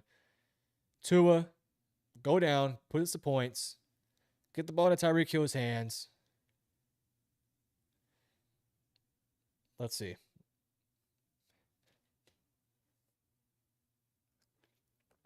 Second and 3 for the Cleveland Browns after a first down play of 7 yards.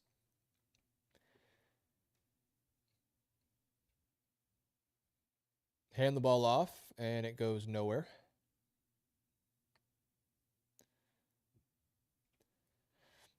Good job there by Cincinnati's defense. We have kickoff as well in the Saints and Cardinals game.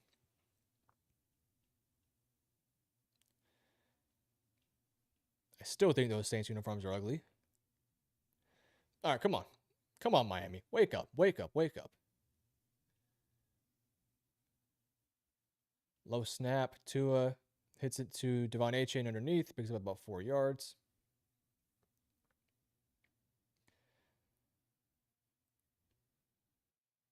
I wish I could play the actual game for you guys, like actually play Red Zone. But if I would, I'd get taken down. Big play, chunk play for the Browns, about 15 or 20 yards. Play action to Harold Fannin. Second and 4 for the Miami Dolphins. They got to wake up. They have to play with some urgency.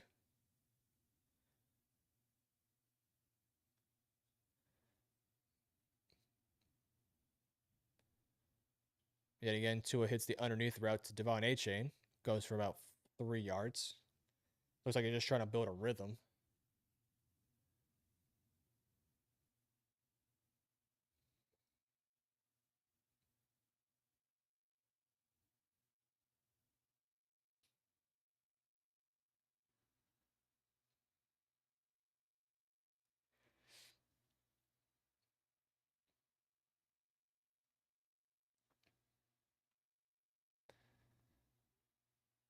All right, strong formation to the left with a fullback.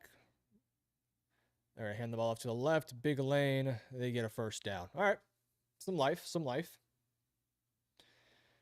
A little bit of a life for the Miami Dolphins. That one went to, I believe, Ollie Gordon.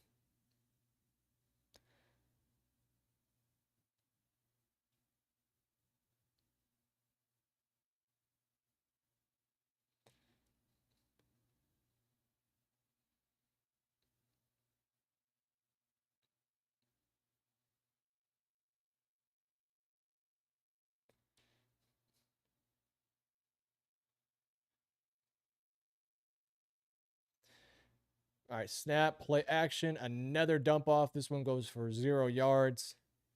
Man, it looks like they are just making this as simple as possible for Tua. Just simple reads, underneath stuff. It just, I mean, okay, we'll see.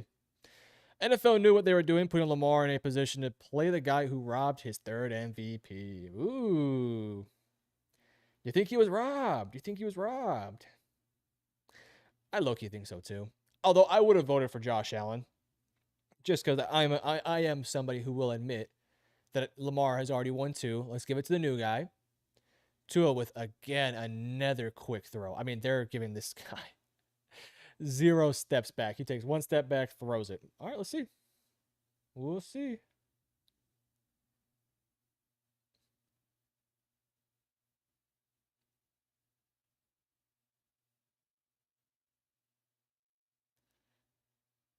Yeah, I mean, they are just literally one step, getting him out of the pocket. I mean, that's what you have to do here. Also, Jalen Waddle went down with an injury, shoulder injury. Uh-oh. Oh, no. Dislocation, maybe? That's not good. 3rd and 3. Come on, McDaniel. Oh, man, I think Waddle dislocated his shoulder. Gosh. All right, well, you got to get the ball in Tyreek Hill's hands. Okay, Tua drops back, flows to his right, and he throws a pick. Oh, my gosh. He throws a pick to Laiatu Latu. Tua just threw a pick to an edge rusher. Oh, my God. Oh, Lord have mercy. Miami can't catch a break, man. Oh, my gosh.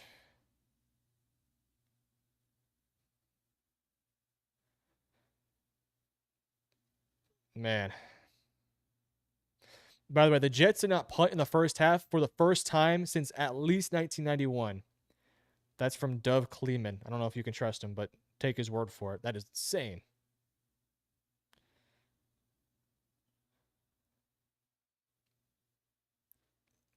Oh, Miami.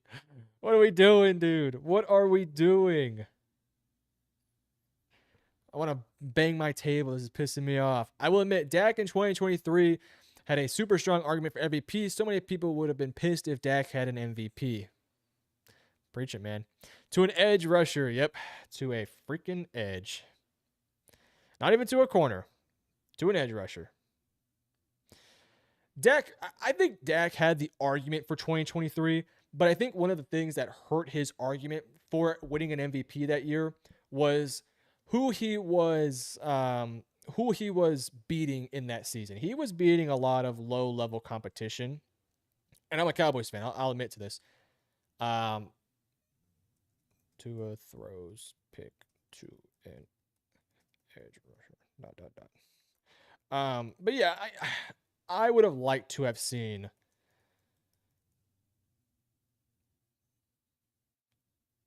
I would have liked to have seen Dak get that one, if I'm being honest with you. I thought he deserved it. Oh, gosh, I can't. I'm not even a Dolphins fan, but I'm stunned.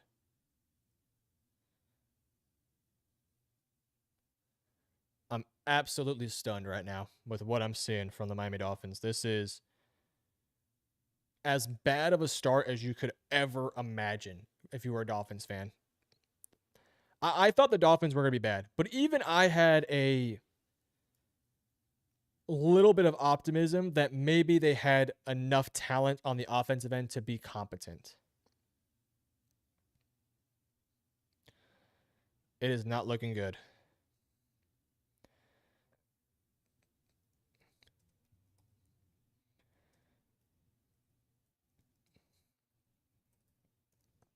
Again, I want to reiterate, if you guys want to follow me on Instagram and Twitter, MetroSportsYT, I'm posting clips as well as giving some opinions on both of those. So make sure you guys check it out.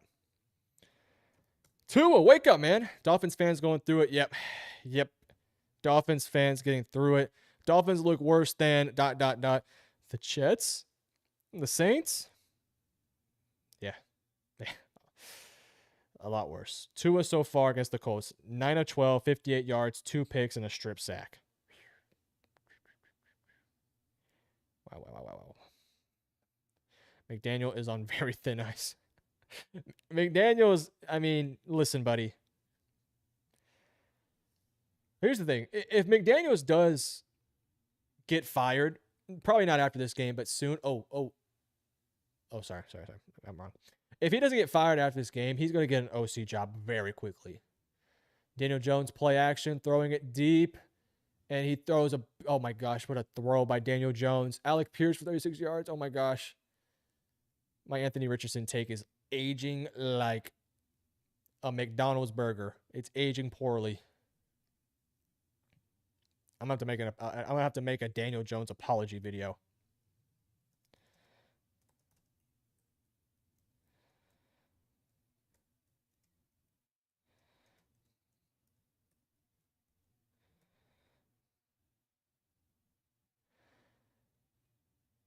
My Anthony Richardson love is aging poorly.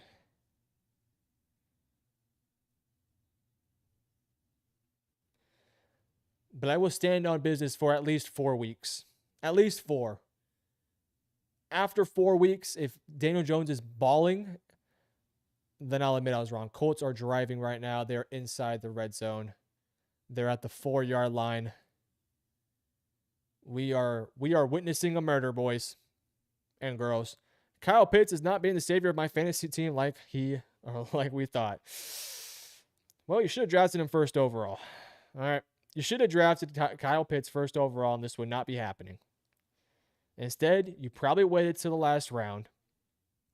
When had you taken Kyle Pitts with the first overall pick in the first round of your fantasy draft, he'd have 16 touchdowns by now. Kyler Murray underneath. Again, another screen on third down. I'm not a fan of that. 2nd and 3. Daniel Jones hands the ball off to Jonathan Taylor. Danny Dimes is balling. Yeah. Indiana Jones is cooking. Indy Jones. Yeah, we did. We tried to tell you. Kyle Pitts in round 1 was the move. It was the move. Arizona kicks a 50-yard field goal, by the way. Also, the Browns are driving. The Browns are now in the red zone, too, with an opportunity to take the lead. Should have picked him number 1.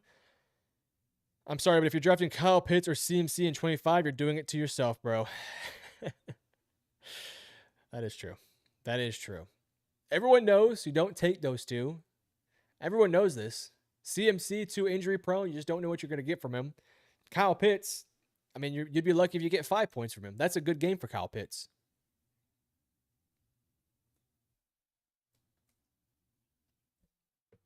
Third and 3 here for the Browns. They're at the 9.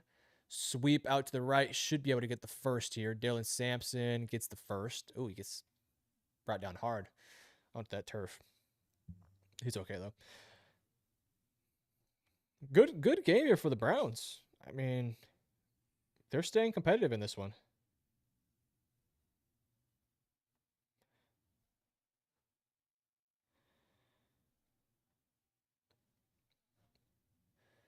Third and 9. Let's see if Indy can get a touchdown here. Daniel Jones throws it. Oh, boy, oh, boy, oh, boy. I'm not sure that wasn't a foul, but they don't call it. Good throw, though, by Daniel Jones. Good throw. Give him an opportunity. They're going to kick for a field goal, though. 23-0. And then Joe Flacco scores a touchdown to Cedric Tillman. The Browns are up 17-14 on the Bengals. And boy, am I surprised with that score. Joe Flacco's cooking. Joe Flacco's cooking. Let Flacco cook. Let him cook. Oh, boy. By the way, Colts kicked the field goal, and it's good. By the way, trending on Twitter is Jackson Dart. I don't think Jackson Dart's the savior of the Giants right now. Not yet, at least. Not yet. Let's be patient. Let's be patient with Jackson Dart. It's not time yet. It is not the time yet.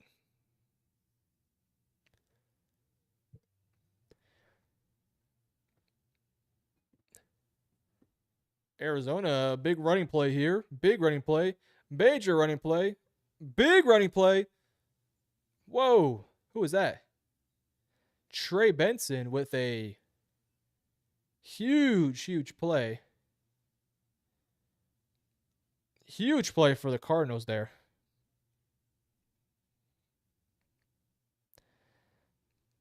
I need to get a moderator, bro.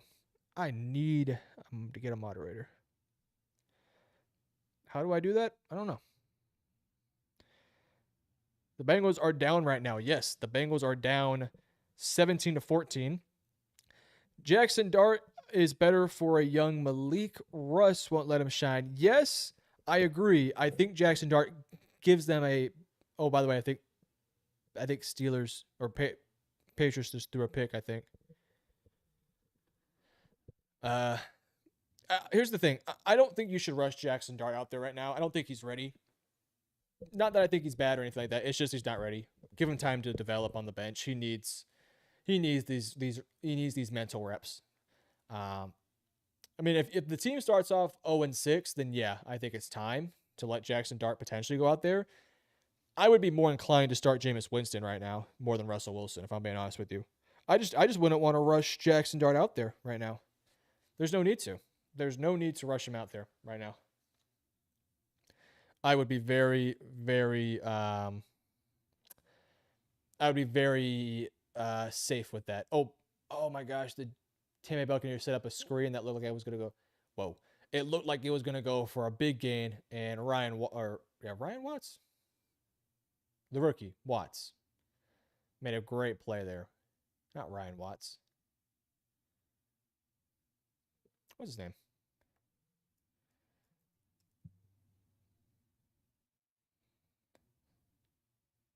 Xavier Watts. My bad. And Xavier Watts makes a great play. 44-yard kick for Jace McLaughlin to give the Buccaneers the lead here.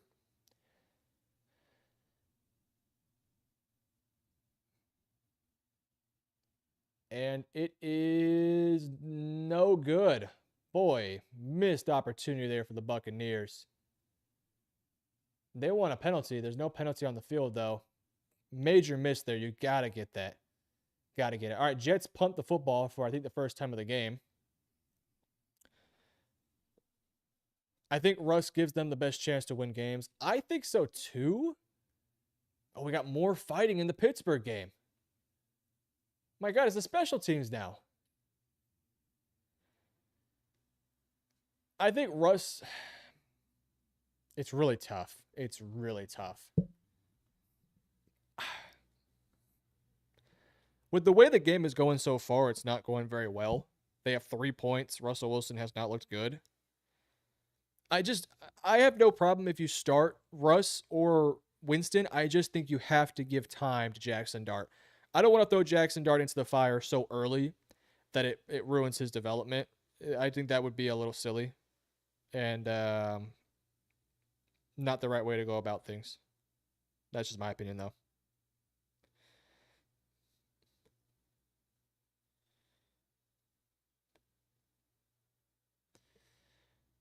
Spencer Rattler's having a good game, by the way. Spencer Rattler is not playing too bad.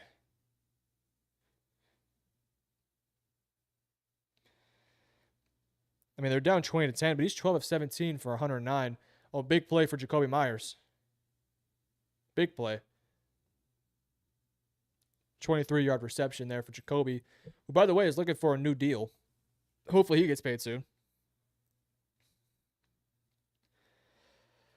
Let's see. He won't be with the franchise. Take stock in Dara and Malik or fall off. Tracy is solid and Scat can be something with a better line in the red zone. DeBoer should start Singletary if he wants my guys on the field. He won't be with the franchise.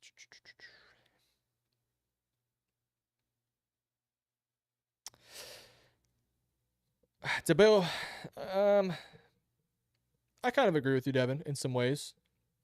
But I also think thrusting Jackson Dart into a starting role immediately is a risky bet you're taking. It's a very risky bet. Very risky. Because then you run the risk of throwing him out there too early, and then he struggles in his rookie season, gets exposed in some ways, and then all of a sudden you're looking down the barrel of having a bad quarterback, a bad young quarterback, and a bad head coach.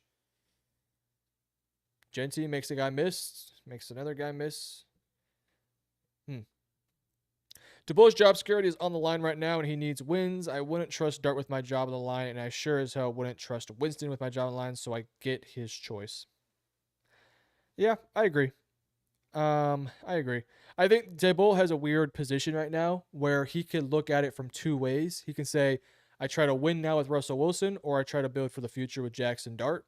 And I think he can run the fine line by starting Russell Wilson. That's my perspective of things. But I also think if he wants to go and say, I want to be super young, then I might just go Jackson Dart. So they have a couple of different ways of going about that. I also agree. I would probably start Russell Wilson personally. I would probably start Russell Wilson. But I can understand your perspective of wanting to start Jackson Dart. I can see it. I think it makes sense.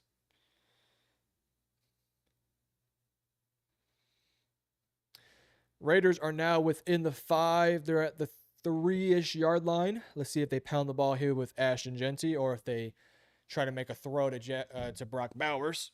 They're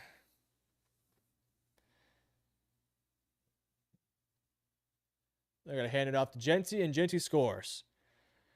Money is in Russ, so yeah, that's most likely his safest bet. Just not cohesive when Wilson team hops.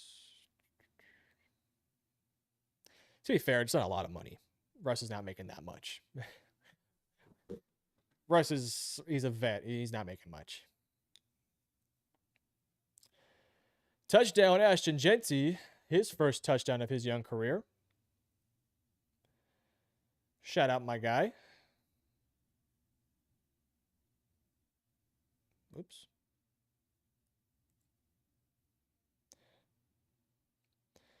Shout out my guy, Ashton Genty.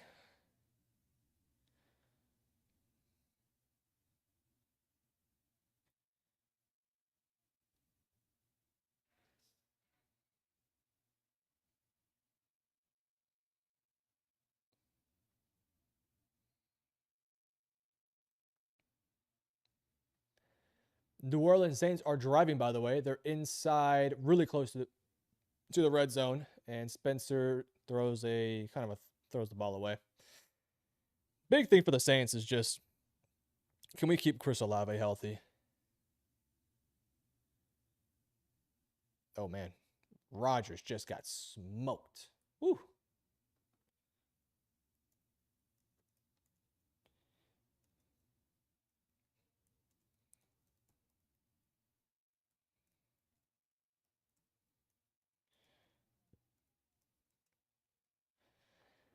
I'm liking what I'm seeing from Spencer Rattler, if I'm being honest with you. I really am. He's looking really competent out there.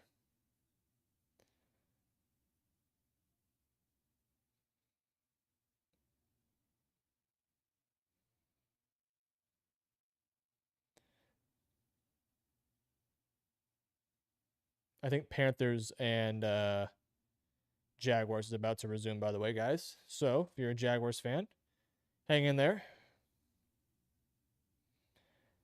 Hang in there. We will be getting to them soon.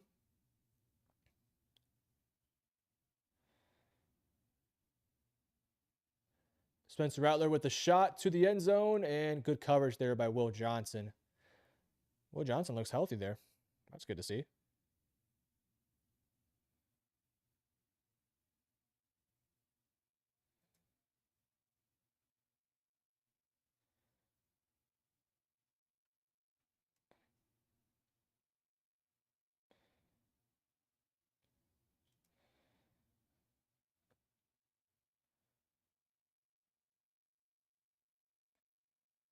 And they're going to kick a field goal to, I think, cut it to a one-possession game. Yeah, I think the Giants' quarterback situation is very unique. I lean start Wilson and then eventually go Dart. Oh, he misses the field goal. Gosh, you can't do that. You cannot do that. You have to hit that. You have to. By the way, Bengals offense does not score, and Browns are back on the field. And oh, he throws a pick. That was not Flacco's fault, though, but huge turnover for the Bengals. Huge for the Bengals. Bengals got to lock in, man. They cannot afford a loss here.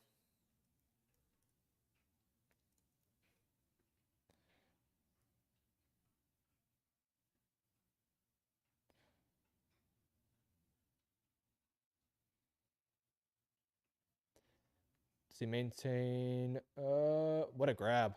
Good grab there by Jordan Battle. It was like caught and then thrown up in the air, and he catches it. Punt return here for the Buccaneers. Big play. Big play. Make a miss. Oh, make a miss. Good play by the punter. big return for the Buccaneers. They are now in plus territory with a chance to get the game-winning score, or sorry, the game-leading score.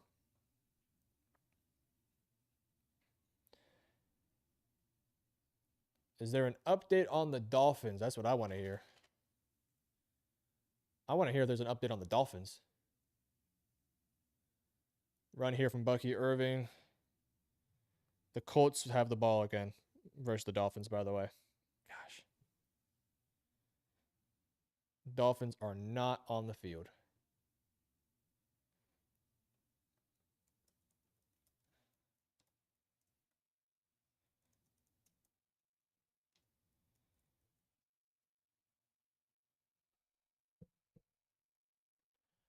Second and 6 for Tampa Bay. Again, if you guys are here, I really appreciate you guys being here. I am still new to the streaming world. I've done a couple of streams in the past, but oh! Baker almost threw a pick.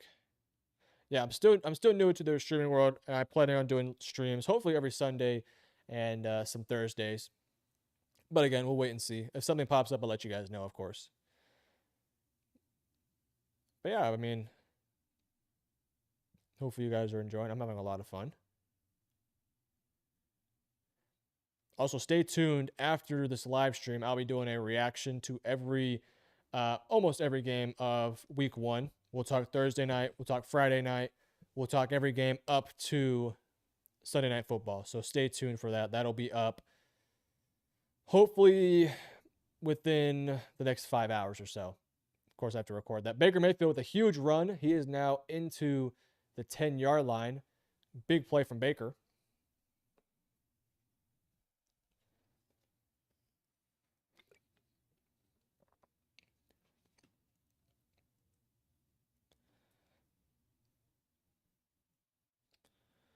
Yeah, man coverage. He sees it.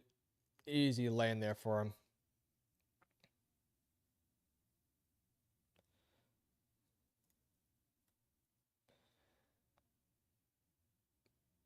Oh, touchdown Bengals, I think. No touchdown. No touchdown. My bad. They are close to the red zone there. They're inside the 25. Run play here to Chase Brown. He follows his blocks. Nice run there. They're now into the red zone. Daniel Jones on the day, 21 of 28 for 257 and 1 touchdown with 4 carries for 13 yards and 1 touchdown. Tua Tagovailoa on the other hand, 12 of 18 for 87 yards, 0 touchdowns, 2 picks, and a fumble. That is not good. Baker Mayfield drops back, hits Bucky Irving on the underneath. He dives. Touchdown. Tampa Bay leads 17-10. Big play. I think that's a passing touchdown for Baker. Joe Burrow tries to fit it into a tight window. It's incomplete. We got 3rd down, I believe. Any points would give Cincy the lead, so they can take a field goal, but you probably want a touchdown. Bucky Irving with, I think, his first touchdown of the game.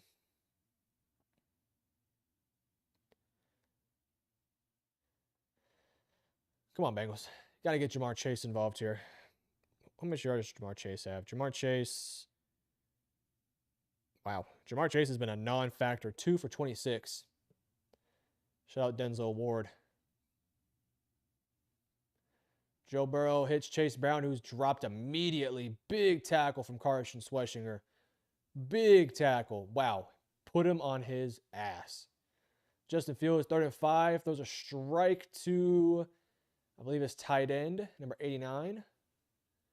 Who does the bow and arrow celebration. 1st and 10. Hands it off to Breece Hall. Breece Hall is having a nice day. 16-yard run. Steelers defense is reeling here. All right, Evan McPherson with the kick. Let's see if he can give them the lead.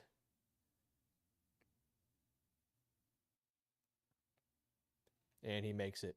All right, 17-16. Cincinnati takes the lead. Not a great outing for Cincy. Not a great outing. You want more. You want more.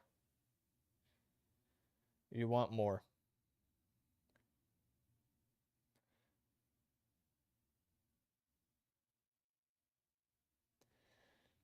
Justin Fields hands it off to Breece Hall, who again, big run for the Jets. Breece Hall is cooking right now. I should say that offensive line is cooking. They are giving some massive holes here. Cam Hayward, TJ Watt, all those stars on the defensive line. And they're getting moved. They are getting moved.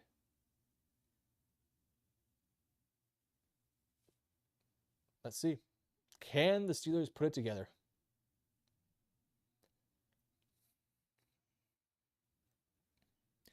Anyone else get a feeling we are in for a weird season of upsets, closer score lines than usual? I am enjoying the show. Thank you and well done. Thank you. First of all, Jason, I appreciate you for being here. And in terms of a weird season of upsets, yeah, I think so. I think that there's always weird things that happen. I think that this year, a lot of the upper echelon teams have a lot of changes going on that is going to take some time to adjust with. Also, great play. Justin Fields, touch. Oh, Garrett, you got to score, dude. You have to score there. I hope he's okay. Okay, he's okay. Justin Fields like he was about to run, and he just slightly taps it over to Garrett Wilson. First and goal at the 2-yard line. Garrett, you got to score there, buddy. Great play by Justin. Justin Fields is playing well, guys. He is playing very well. Okay.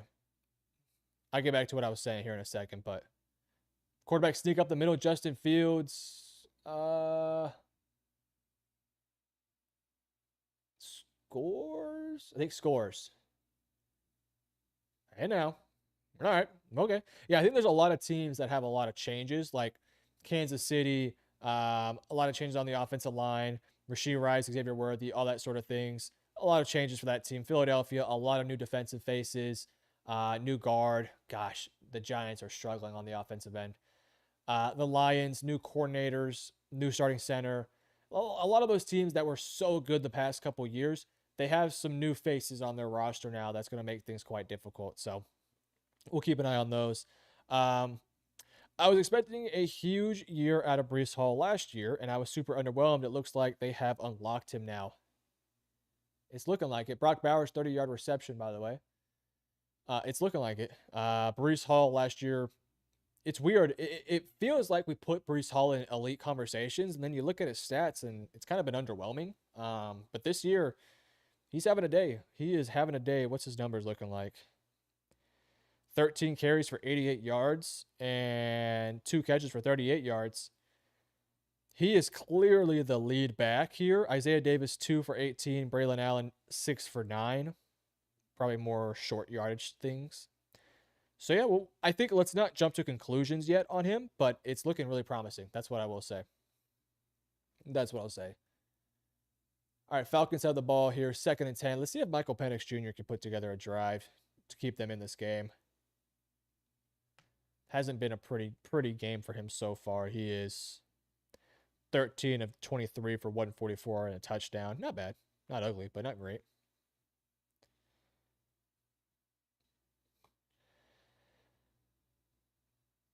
We got a false start, I think, on the offense.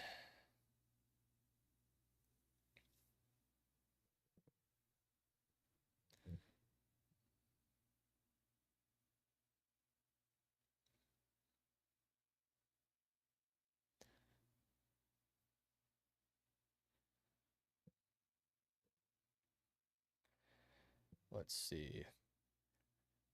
Miami has the ball. They're at the 50. We'll see if they can go down and get some points. Also, Jags and Panthers game is back. So we'll keep an eye on that one. Unfortunately, I won't be able to finish the game with you guys, but I will at least be able to get most of it here.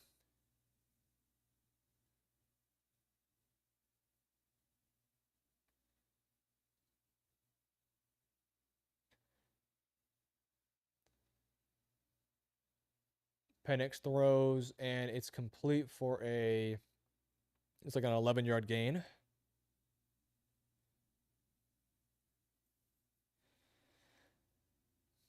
Nice pitch and catch. That's what you want to see. I'm really impressed with Daniel Jones. Really, really, really impressed. Was not expecting this. I was expecting the Colts to win, but I was not expecting this. I was not expecting this. This is Impressive stuff here from the quarterback. I still won't admit I was wrong, though. I still won't do that. Not till the day I die. Penix throws it. First down to number, I think that's 34. Yeah.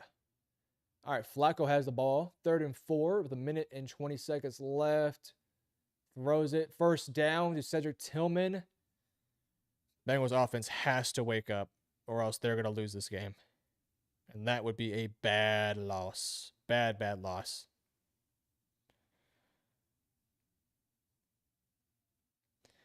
You just simply cannot lose to the Browns. You just cannot do that. No disrespect to them. No disrespect. But you can't do it.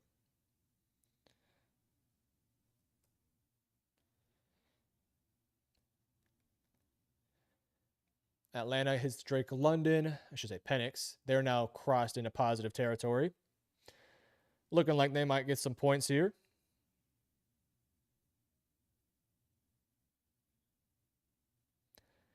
I also want to say this. I think let's not overreact to anything we see in week 1. It's just week 1. We'll overreact 6-7 weeks from now.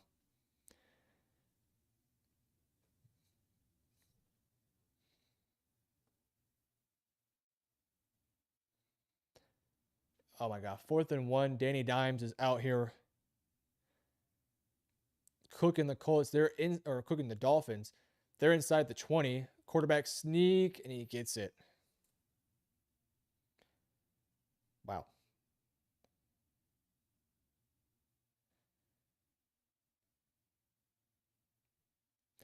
If you guys had on your bucket list Daniel Jones dicing up Miami, shout out to you. That was not on my bucket list. I had Indy winning. I didn't have him dicing.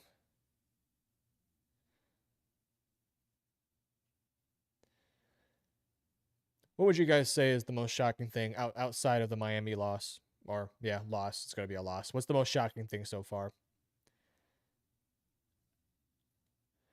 1st and 10. You got a little gadget play here. And, brother, God, Miami cannot tackle to save their life. It gets to about the 1 yard line. Looks like it's about to be 30-0. I think if you're Colts, let's get Anthony Richardson some time on the field. No, I'm not even kidding. Like, you've done your job. You've destroyed them.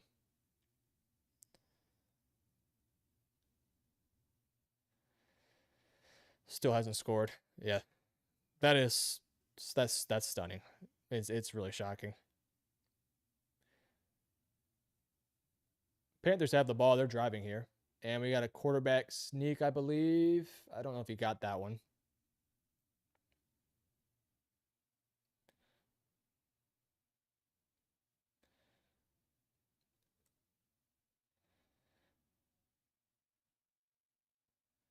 No, they didn't give it to him. Man, where do you go if you're the Dolphins after this? I have no clue. Oh, they give it to him. Oh, I think he scored. Touchdown, Daniel Jones with the quarterback sneak. What a day. What a day for Daniel Jones. Silencing every single critic, including myself. Just a brilliant day for Daniel Jones. Brilliant.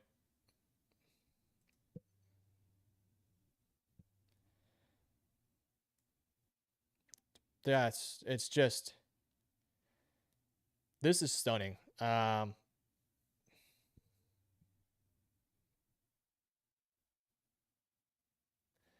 Michael Penix Jr. throws it on 3rd and 10 to Bijan Robinson. Bijan takes it inside the 20.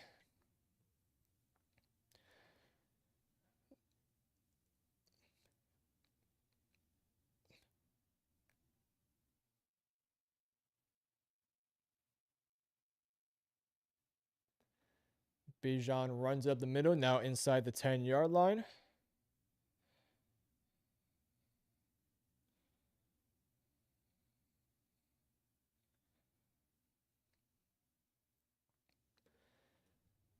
Okay, the Steelers are driving too, by the way. They're now inside positive territory.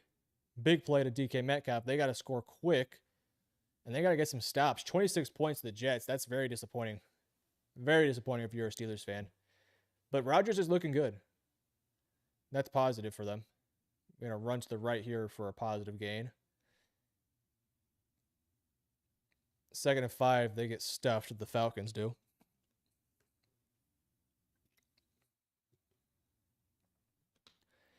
Yeah, I wouldn't be surprised if the Colts decide to pull Daniel Jones here.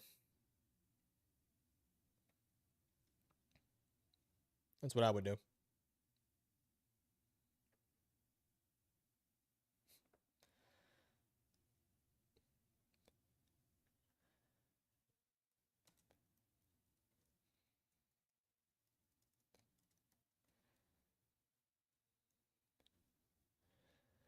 Third and 4. Motion. We got trips to the left. Nobody's really open. Sack. Michael Penix Jr. eats a sack from I think it's Yaya Diaby. No, sorry, Hassan Reddick.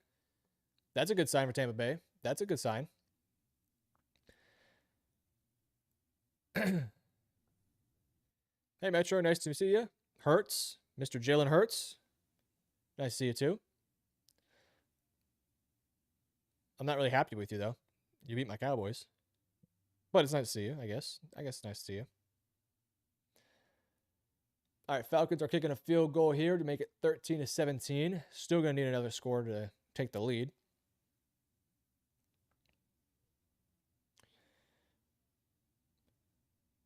Oh my God, he missed it.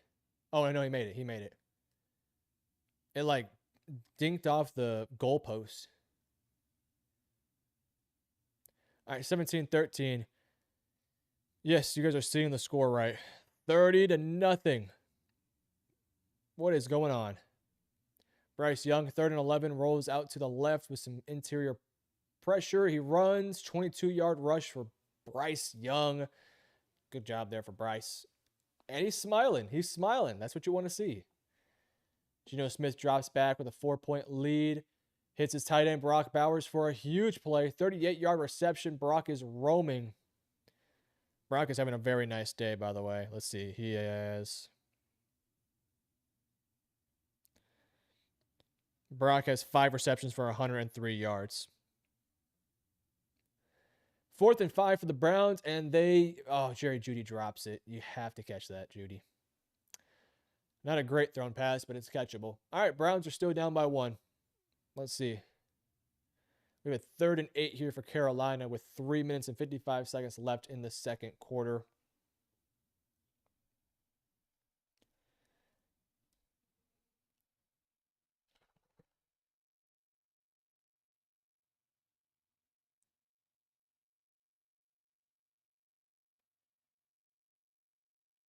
Third and 8. If they can get about 5 yards, they might be able to kick a field goal. High snap, pressure off the side. Bryce throws it, and it is a... Get it. That's a fumble. That's a fumble, dude. Okay. They're going to call it incomplete. Looked like a fumble there. He had his guy wide open. Pressure on the strong side. All right. Geno Smith, 3rd and 19. If he can get a nice gain, he might be able to get a field goal. Dumps it off to Michael Mayer, and he might get in field goal range for Carlson. Okay, they're going to go for it here. 4th and 7, 51-yard attempt. And, it looked like it was going to get blocked, but it's actually good. Right down the middle. Good job by Carlson. Also, I think Jalen Waddle returned to the game, by the way. I think he returned. Malik Neighbors, big catch. You know, the Giants are not out of this game. It's only a 2-possession game. If they score here, they can cut it to a touchdown lead or a 4-point lead. It's not over yet there.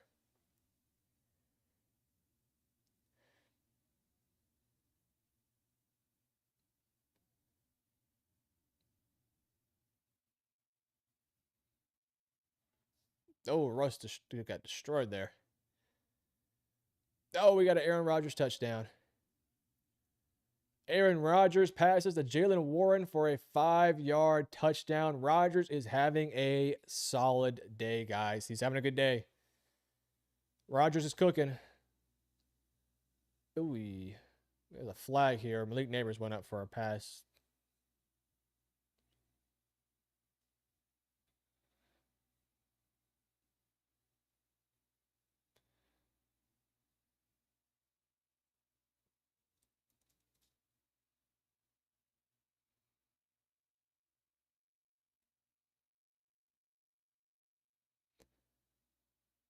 Let's see what the flag is here.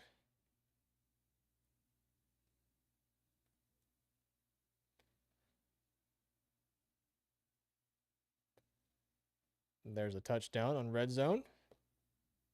Rogers still got it. 3 on the day. He's cooking. This is a really fun game, actually. Really fun game.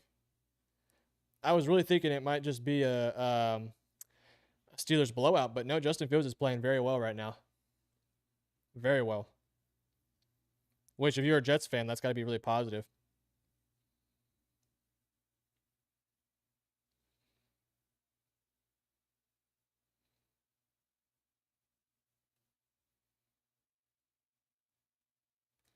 That's got to be a huge positive if you're a Jets fan. Because he played okay in the preseason, but he definitely didn't, like, blow anyone away or anything like that.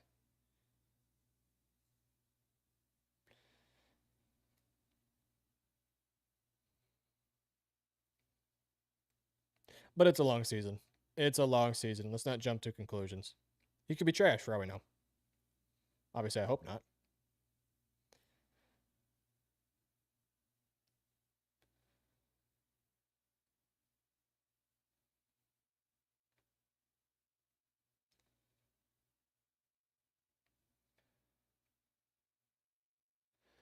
Oh, big run here for Travis or for is it Travis Etienne? Big run for Etienne. Big run. Make a guy miss. That's it. Oh, it might be a touchdown. Oh, he gets ate up by the legs. Big run there for Etienne. 1st and 20 for the Giants. They're in positive territory though. A field goal makes it a touchdown lead. And he's gonna take a shot to Neighbors, and oh, really good coverage there by Trey Amos. That's good. That's good work there by the rookie. Man, who would have thought the players of the games would be Justin Fields so far and Daniel Jones? Who would have thought? Who would have thought? Not me. That's for dang sure. Not for me. Not for me.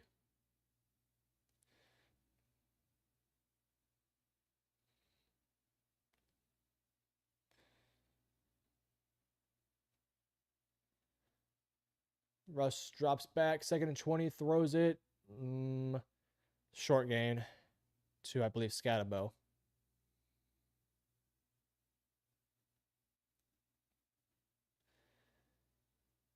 Trevor Lawrence hands it off to, might be Bigsby or Tootin, one of the two, for a 1st down.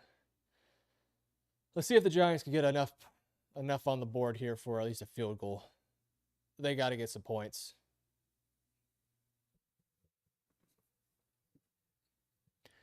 By the way, Steelers have the football and they're driving. They're in positive territory. If they score, they can take the lead. Play action. Rodgers drops back. Touchdown. Aaron Rodgers is having a day out there. Aaron Rodgers is having a day for Pittsburgh. Pittsburgh takes the lead versus the Jets. All right, all right, all right. Pittsburgh, we have a quarterback. Pittsburgh, we have a quarterback. Oh, the Jets fumbled. That's how the Steelers got it. Oh, Gibson, you got to hold on to that, man. You got to hold on to that.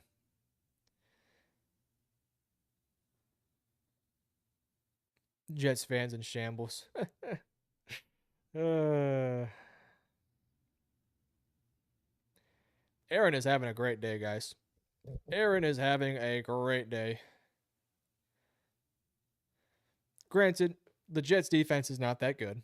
Oh, Tua scores, by the way. Shout out to Tua.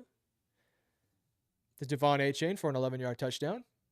Also, Giants make the field goal.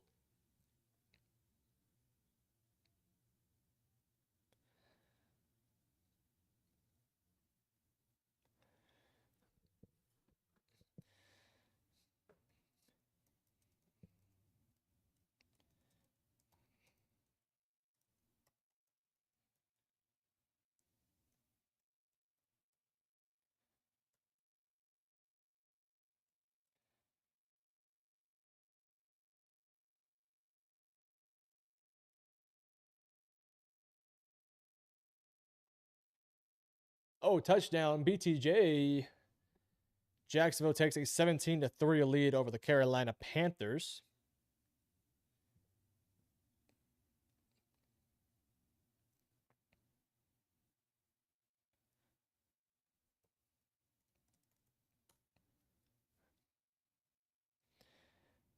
It's going to be a big drive here for the Jets. Let's see if they can respond.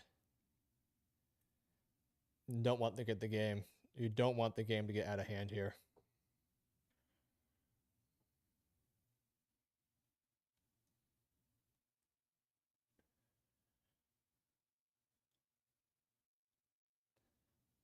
Well, at least the Dolphins showed some life a little bit. You know, they could have called it a day. If you look at the somewhat bright side of things. If you be ultra optimistic about the Dolphins, you could say, well, you know, they at least scored. they did indeed score today. All right. Bad day for the Dolphins. What else? Tampa Bay is driving. Miami goes for the 2-point conversion, by the way. Not sure if that really makes a difference.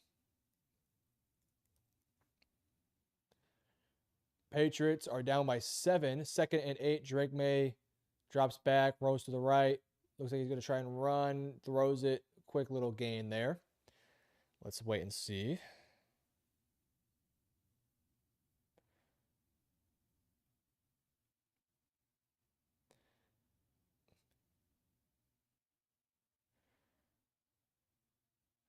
I think one thing I want to note about the Rodgers thing, Rodgers looks like happy, by the way. He looks happy. Maybe it's just because he's going up against the Jets and he's whooping up on his former team, but he looks very happy right now. So a happy Rodgers might be good. The fact Cincinnati is in a competitive game with Cleveland right now concerns me. Yep. Yes, it does. Oh, Drake May's running.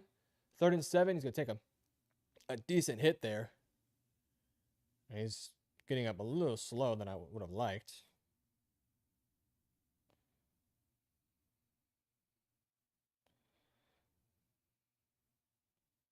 You don't want your quarterback taking that type of hit. Yeah, Cincinnati's having a close game here. What's the score? 17-16. The Browns have the ball. That's shocking. I got to be honest with you. That's pretty shocking, if I'm being real. By the way, Tua scored on a 4th down. It was a screen. And he barely got in there. 8, 16, 24, 32. They need to score 3 more times, so now it's over.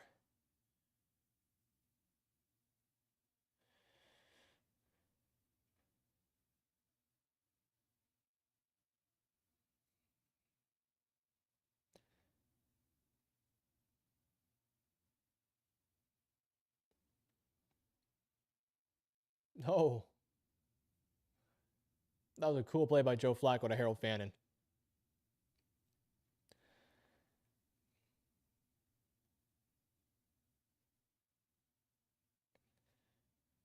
All right, Baker Mayfield, 3rd and 12 at just really close to the 50-yard line. Drops back, throws a deep ball, and it's way overthrown for Sterling Shepard.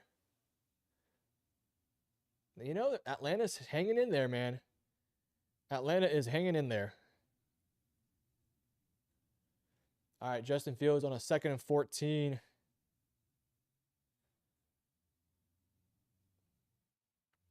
Drops back. Oh, a super tight window throw. Not the first down, but a really tight window throw there for Justin Fields. Well, if you're a Steelers fan, you know, you got to be really happy about what you've seen from Rodgers, but you got to be a little bit worried about this defense. This defense should not be getting kind of cooked in some ways. They get the first down, by the way.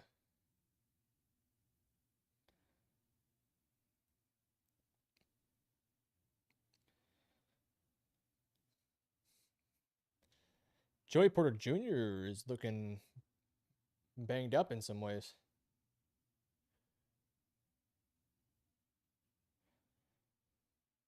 Also, have the Colts benched DJ or no?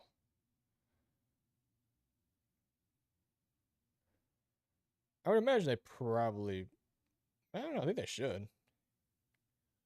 All right, Justin Fields drops back in positive territory, throws it, and another great thrown pass there by Justin Fields. That one goes to Mason Taylor for, I think, a 14 or 15-yard gain. Oh, by the way, Justin Fields took the gloves off. He took them off. I like it better like that. Take the gloves off. You don't need no gloves, Justin. You're a first-round pick, man. You're a first-round pick. We don't need gloves around here.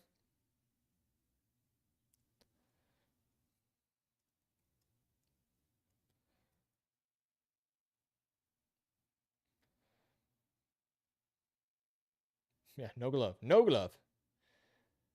All right, Fields is running, and he's got the corner. Gets about 4 yards on the first down. It's like 2nd and 6 or so.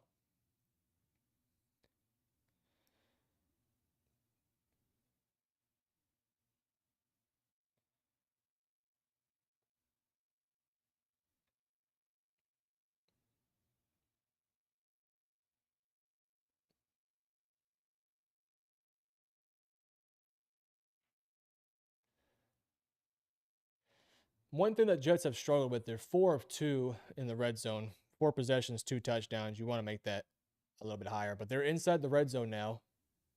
Looks like they're changing the play. You got some pressure off the edge, but Brees Hall makes a miss, gets about 3 yards or so.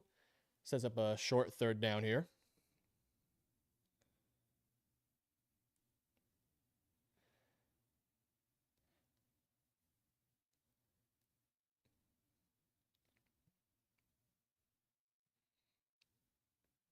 I'm going to make myself a little bit bigger on this.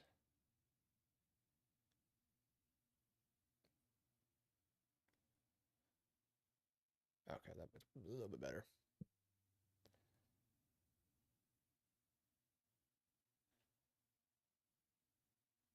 Sure. Sure. All right, another run here. Justin Fields has a lead blocker and makes a miss. Justin Fields, it looks like he's just inside the 10. Took a big hit at the end there. I'm loving this confident Justin Fields, by the way. Loving the confidence that Justin Fields is playing with. Las Vegas, by the way, has the ball here, up by 7. The Bengals have the ball up by 1. Commanders have the ball up by 8, and they're driving. Although it is 4th down now. Oh, Garrett Wilson with a personal foul.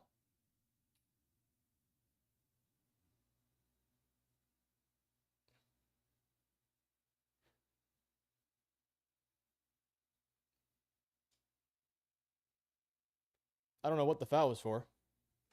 Let's go. Raiders got $300 on them. They're playing well. Brock Bowers is playing well. Geno's 21 of 30 for 290, 1 touchdown, 1 pick. The pick was, I think, an overthrown a little bit pass.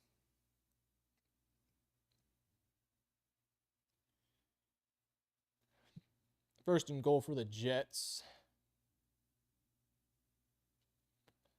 At the 5-yard line. I thought there was a foul there. Maybe not. And they're going to call timeout. All right, interesting. Let's see.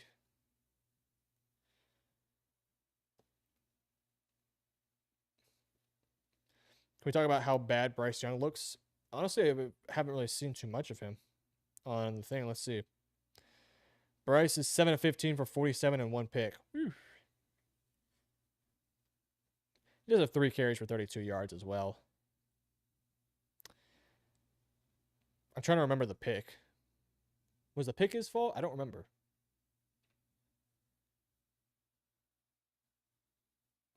Yeah, Bryce is not playing very well. Am I concerned about it? Yeah, I am. I'm a little concerned about it. It's supposed to be his big breakout year. Not a great start. All right, 3rd and 22 for Joe Burrow, and don't take a sack, Joe. Oh my gosh. Joe took a sack at like the 1-yard line. They like jump out of there. That was not good. Indianapolis crushing Miami. Bad sign for the Dolphins. Yeah, they're screwed. They're screwed. We were talking earlier about potential Tyreek Hill and Tua talking about lower trade spots. I said Tyreek maybe to Pittsburgh or New Jersey or New York, I should say. The Jets, not the Giants. And somebody said Tua to the Rams. I was like, oh, yeah, checks out. And McDaniel's he's probably fired, for being honest. Not after this game, but probably pretty soon if they keep it up. I mean, this is about as bad as it gets. 30-8. It was 30-0 at one point. Your team showed zero life. Just can't happen. Just cannot happen. The Jets are driving, by the way. The Jets offense looks legit. They look good. Not saying they will for the whole season, but they're looking good right now.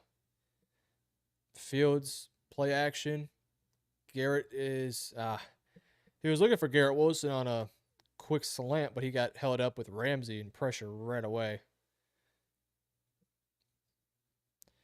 Geno Smith, play action.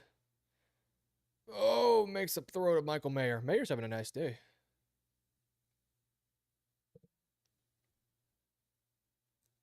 That was a risky throw by Geno. Ooh.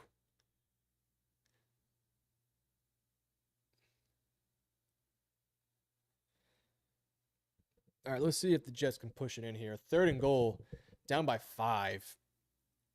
You don't have to get it all in one play here. You have that 4th down. Steps up, steps to the right. He's got a lane. Run, Justin. Run, Justin. Oh, my gosh. He's just short. All right, run it. You got to go for this. 4th and goal at like the 1-yard line. This Jets game has been really fun. I like what I'm seeing out of T-Law, though. I have stock in the Jags this year. Yeah. I think the whole idea of putting Liam Cohen in there with Trevor Lawrence, it always looked good to me. He's 14-19 for 128 and a touchdown. Yeah, I think that's not shocking. Not shocking at all.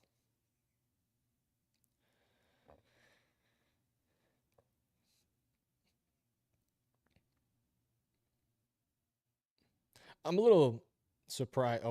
Indianapolis just kicked a field goal, by the way. Genty gets the ball on a 3rd and 1 and slips. Oh, boy. That would have been a 1st down easily. Well, are they in field goal range? Let's see. I think they are.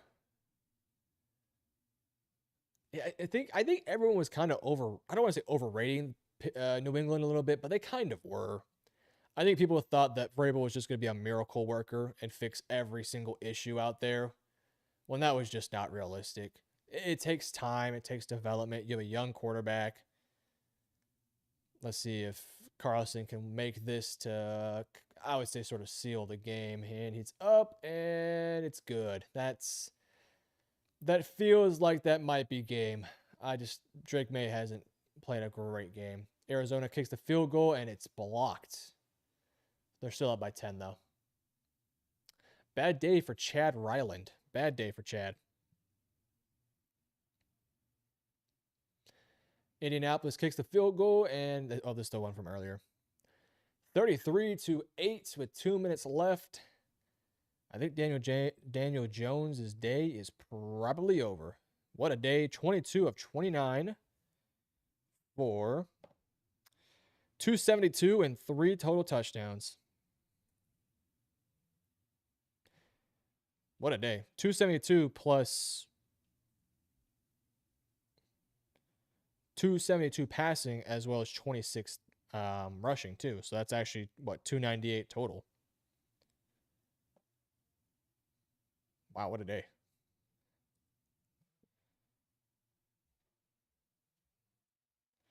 What a day for my guy, Daniel Jones. What can I say? I've been a Daniel Jones fan since the beginning. Never liked Anthony Richardson. I always thought Daniel Jones was better. Anthony Richardson, yeah, he's okay, I guess. This Daniel Jones guy, though. The future. I'm kidding. I was not a fan of Daniel Jones. But now I am. After that game, I'm a fan now. I'm a believer now. We'll see if he can match it. 4th and goal, and oh, what a play by the Jets. The Jets fake the run. Quarterback runs to the right, and man, Justin Fields is having a great game right now. What a misdirection there from that. Oh, and there's some banged up players on both sides. 50, and I think one of the linemen maybe, I don't know, hurt each other. But man, what a play call. What an execution. That was all really well done. Really, really well done. They used TJ Watt's aggression against him there. TJ loves to run down those running backs from the behind, and Fields just takes that one. What a play. I think they're going to go for 2 here. They're going to go for 2 to try to make it a 3-point game.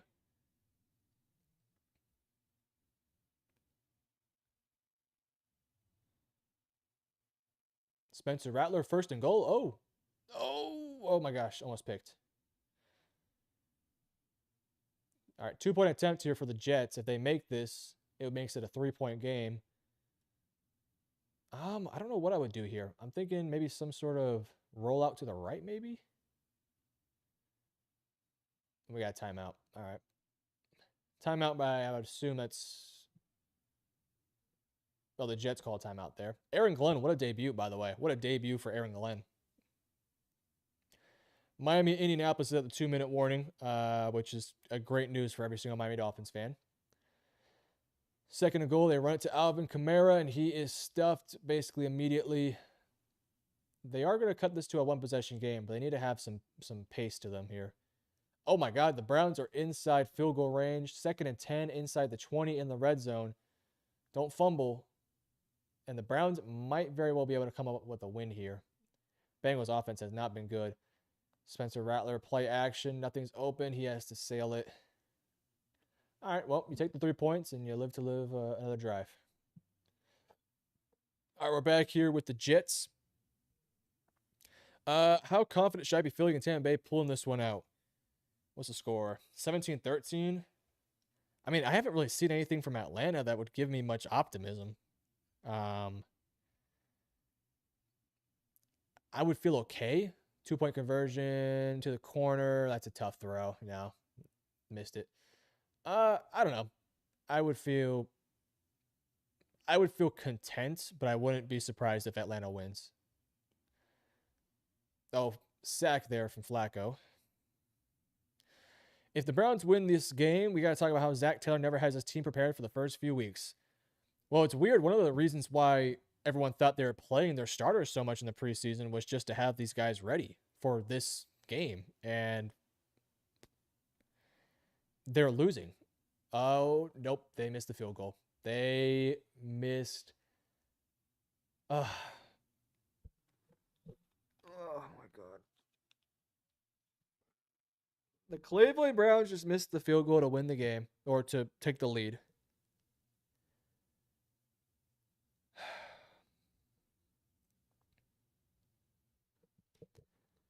That is insane. Not blocked. 30-something yard field goal.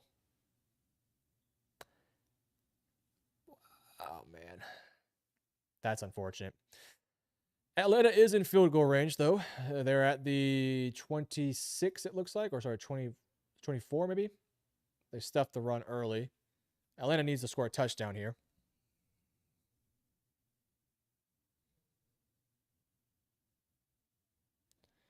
By the way, Zach Wilson is in the game for the Colts, or for the Dolphins. Crazy.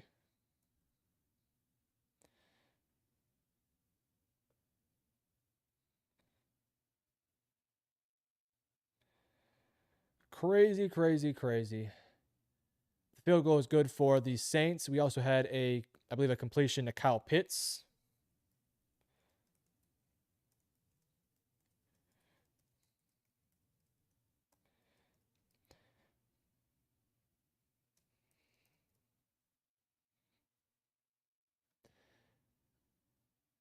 Patriots, 4th and 5.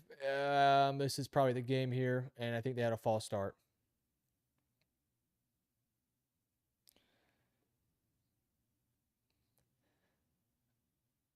First and 10 inside the 10 or close to the 10. Bijan is pushing his legs. They're inside the 5-yard line. I don't know. I might be getting a little worried about Tampa Bay. Their offense has not looked good, by the way. So I would feel okay, though. I think they're going to score. Any potential upsets for this afternoon slate? Seattle. I would take Seattle. They're the underdogs here. No. Too close to call. I think Houston might be a bit of an upset. They could win this one, but I think this is too close. Too close. Too close. Chicago could upset them, but I still think Minnesota. Of these ones, I'd say Seattle. Seattle, yeah. The kickers win your games, and the 49ers know it well. The Cowboys have a great kicker, so smooth and cool. Brandon Aubrey, that is my guy. I do like Brandon Aubrey. And didn't they the Niners draft their kicker like early too? Like he was a high draft pick for a kicker, like I think a day 2 pick, if I'm not mistaken.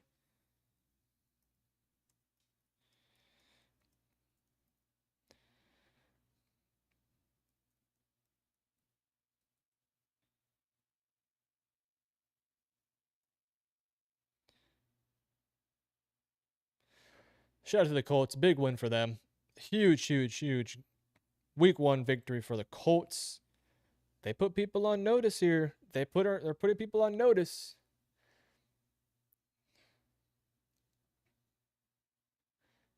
Jaden Daniels, big throw to Deebo Samuel for 19 yards.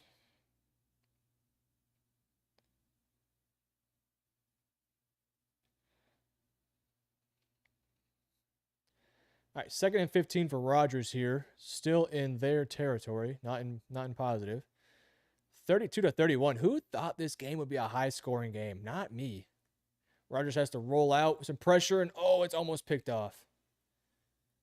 That was probably one of the few bad plays Rodgers has made out there today. All right, Jets with a chance here to get off the field and maybe run the clock out here. I don't know what happened to Jake Moody. LOL. He was awesome in his first season, and bro sold me in a game of Madden a week ago. You can't blame the kicker in Madden, dude. That's you. That's your fault, bro. Bro sold me in a game of Madden and is blaming the kicker. That is your fault. That is a user fault. And Aaron Rodgers takes the sack. I think he fumbled too. He might have fumbled. A bit of a fight there afterwards. It got a little intense. All right. Justin Fields, can you run the clock out and win this game? Oh, big sack. Maybe we were all sleeping on the Jets a little bit here. Bro sold me in a game of Madden. My guy, that is not Jake Moody's fault. That is your fault. Need a fantasy update.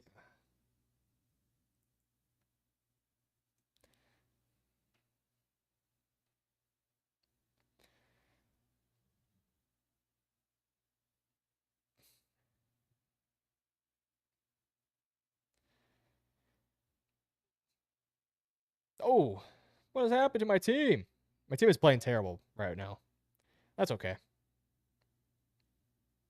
Ooh. It's okay. I have Joe Burrow and Jamar Chase. They're having a bad day. They probably have the flu. They'll be all right. 3rd and 1, and the Falcons cannot get inside here. They have to go for it here. So it looks like the Commanders are going to take a double-digit lead here. 1st and 10. They hand it off to Deebo. As long as there's no turnover. Oh, Deebo, and touchdown, Deebo Samuel. Touchdown, Deebo Samuel. Commanders are going to win this one. All right, 4th and 1. Penix drops back. Pressure immediately. He can run for it. Oh, I don't know. I do not know if he got that. He ran and dove. I don't know. He also kind of fumbled it, but I think he was down. I don't know if he got that. It was a weird dive. He dives. Oh, I think he got it. I think, oh, did he fumble? Ooh, I think he got it. I don't think there's a fumble there either. I think he was down outside. Dives. That ball's extended and he's outside. I think it's a first down. I don't think there's a fumble there.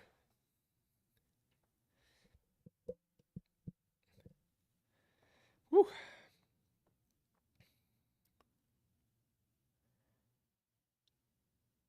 By the way, I think the Browns have the ball. Oh, there's a fumble. Oh, no.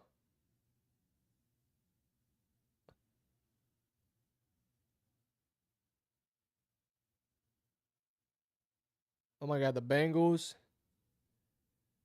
just won the game because of their defense. Holy hell. What happened? Man, the Browns had so many opportunities to win this game. Oh my gosh, another tipped interception. It happened again. Where the receiver has the ball in his hands and they catch it and they fling it up in the air and a corner just grabs it and runs. Oh my days. My days. All right, pressure here on Kyler Murray. Oh, and he got sacked. Uh-oh. Uh-oh. New Orleans has a chance to tie the game. 3rd and 3 here for the Jets. 4 minutes left. Justin Fields keeps it. He should have handed that ball off. Steelers are going to get the ball back here. He should have handed that football off. All right, let's see if the Jets defense can get a stop. 3 and out for the Jets. 3 and out.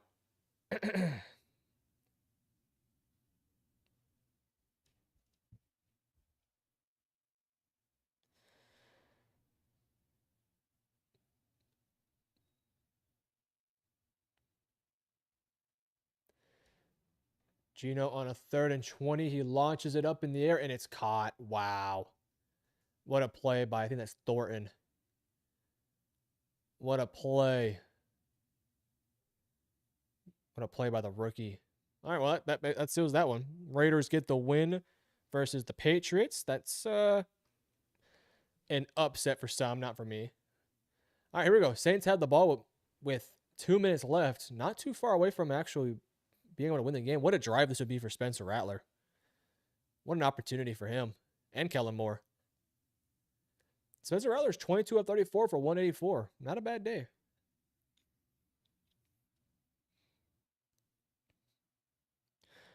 Rodgers legacy drive incoming. 3:13 left to take the lead and win. I mean, legacy drive. Rodgers has had so many of those. Justin Fields for MVP. No. Chill. Let's take it easy, all right? Let's take it easy on that one. Let's take it easy on that one, huh? No, let's relax. Let's relax. All right. Nice pitch and catch. Almost, I think there's a first down there to Freiermuth. Can Rodgers pull off yet another big drive?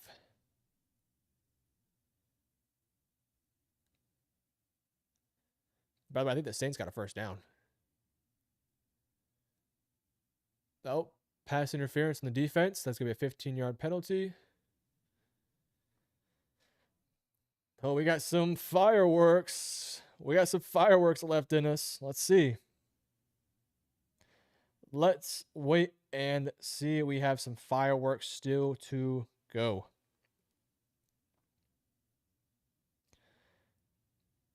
Hydrate. I got plenty.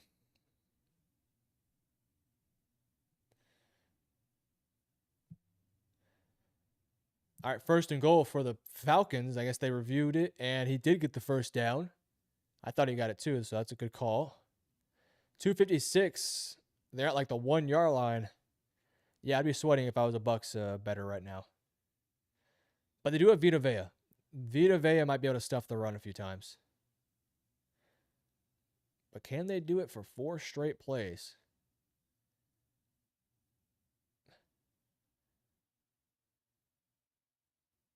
All right, they hand to Bijan to the outside. I don't love that play. I dislike that play call a lot. They lose about 4 yards there. That's a silly play call, in my opinion. At least try it up the middle. You have Tyler Algier. I don't like that at all. All right, Pittsburgh, 1st and 10.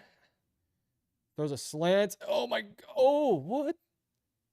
Okay, DK tips it. It then goes into the hands of a corner, and then it goes back into the hands of DK Metcalf. Okay. Well, I don't know what was that, but okay. I'll take it, I guess. I think Rodgers was laughing. I think we're at the 2-minute warning now in that game. A minute 25 here in the Saints game. And 1st down for the Saints. Get up, get up. Brandon Cooks gets out of bounds. The Saints are driving, guys. The Saints are driving. Hold the phone. I called the Falcon or the Cardinals as one of my locks of the week. And I'm not feeling good about it right now. All right, they're inside positive territory. They're in shotgun motion. The tight end to the outside. Oh, red zone just like red zone just took it off. Oh, all right, 2nd and goal for the Falcons. Have the Steelers' offense and defense switched how good they're supposed to be? I think Steelers fans would honestly take that at this stage. I think a lot of Steelers fans would take that. Drops back, and it's a drop. Drake London had it in his hands. He dropped the football. We also have 1st down for the Saints with 50 seconds left. They're going to spike it, it looks like. They are driving. They are driving. Oh, that's a tough route. He's just trying to use his weight to sort of pin him behind him, and he couldn't get it. The Falcons, that is. Drake London.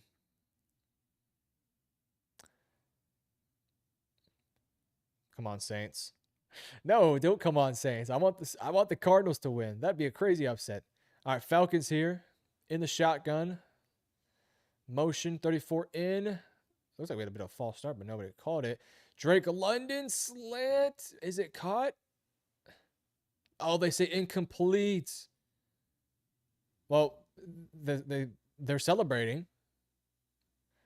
Oh, we got mixed signals here. Some say complete, some say incomplete. Let's see. There's Drake London on a slant. He's not celebrating. I don't think he caught it. All right, let's see the replay. Good throw and pass by Michael Penix. Drake London stems to the outside, brings it back in. Oh, he didn't catch it. Great job by the corner there, keeping a hand in. Ooh. Nope. Nope. Also, by the way, the Browns have the ball with like 20 seconds left. Man, they're at their own 1-yard line. Could you imagine? Come on, Joe. Come on, Joe. Oh, the Falcons caught a challenge. Flacco throws it. Incomplete. Oh, 13 seconds left. They're literally at their 1-yard line. That's insane. All right, Saints, time is ticking. They got 13 seconds left, but they're inside the red zone now. They probably have 2 shots at the red zone here. 2 shots inside the end zone. Maybe 3, probably 2. I say you take shots here. I don't think you try to get outside to get closer. I think you take 2 shots. 2 shots to the end zone here. You have Olave. You have some tight ends. I think you have 2 shots here if you're Rattler. All right, the Browns, they're going to have to do some tomfoolery to win this one. As for the Steelers, it's 3rd and 11. They're almost in field goal range. Looks like they're trying to get him to jump off sides. First play, they call timeout. All right, first play for the Saints, incomplete pass. I think they have 9 seconds left. It's probably good it was incomplete. Also, they challenged the London call. It's actually kind of hard to see if he caught it or not. Let's see if the Saints have. They might have 2 plays left in them.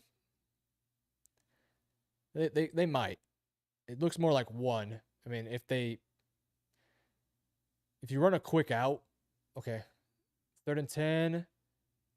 Oh, oh my gosh. Oh, Juwan Johnson had it in his hands and he just dropped it. Really difficult catch. Great throw by Rattler. My goodness, what a throw. That was a dot. I mean, put it to where his man could only get it. Oh, that was such a well-thrown pass. Good initial catch, but he just dropped it on the way down. Oh, my goodness. Oh, he thought he had it. Oh, that's brutal. All right, 3rd and 11 here for the Pittsburgh Steelers. They still have 1 timeout left, but this is a big play here. Oh, we got and the Cardinals win. The Cardinals win the game, and the Steelers are now at a 4th and 11. They're either have to go for it or they're going to try a very long field goal. I don't know if they have a field goal kicker that can make that one. All right, Cardinals win. GG's to the Cardinals. Cardinals get the victory. My bad on the screen, by the way. Cardinals get the win. Good win for the Cardinals. Could have been a lot better, but they do, in fact, get the win here.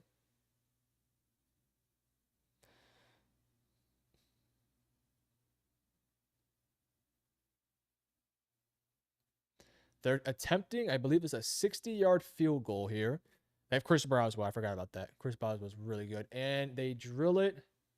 Oh, my God, he made it. Oh, my God, he made it.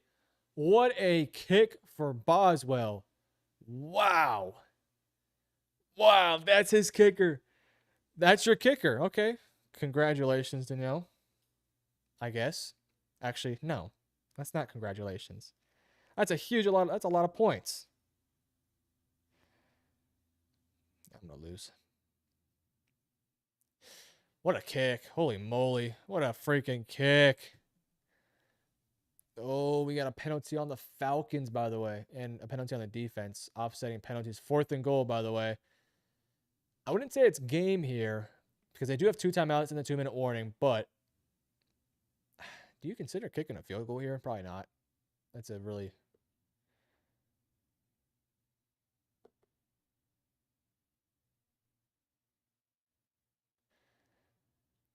I don't know. I feel like they should have at least started Penix for 1 preseason game. I don't know. He had a lot left on that too. Yep, dude, that thing would have been... That would have went in from, honestly, past 64. It looked like it had a lot of yardage still on that. Maybe 65 or 66. That was a great field goal. All right, 4th and goal from the 4-yard line. They still have 2 timeouts, so it's not over if they miss it. Penix brings it in, and he runs. Oh, my God, I don't know if he got it. I do not know if he got it. They're celebrating like he did.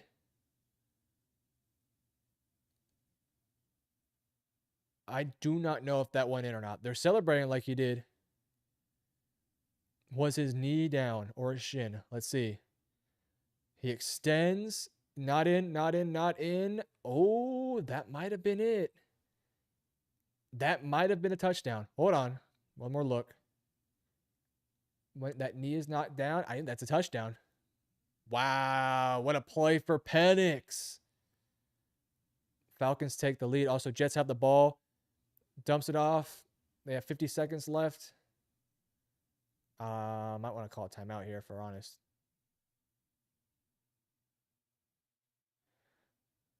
Well, wow, Jets are losing a lot of time here. All right, wow. Falcons score.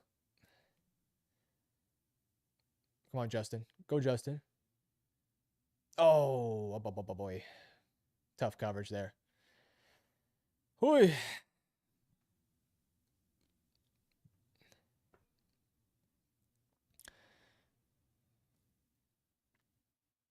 What an ending we have here, guys. What an ending, huh? Also, we're about to see Cam Ward play, but I will be getting off here soon so I can record.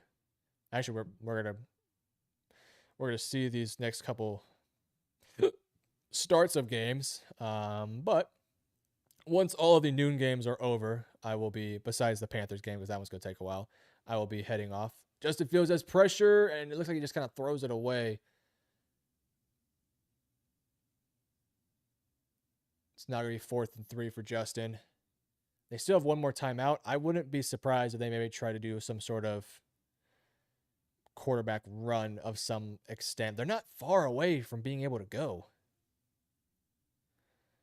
It has to be something quick for Justin. It has to be something really quick for him. You cannot leave him in the pocket to dry and high. Got to be something quick here.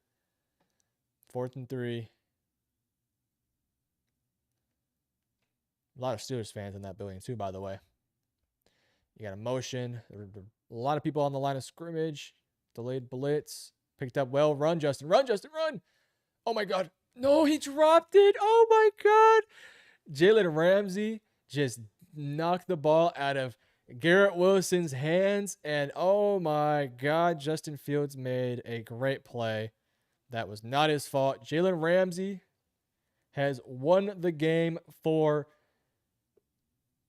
the Pittsburgh Steelers. Wow, wow, wow, wow, wow, wow.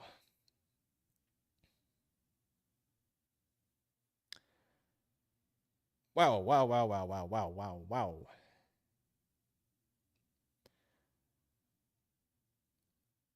What an absolutely amazing play for Jalen Ramsey. Justin Fields did everything in his power to win this game.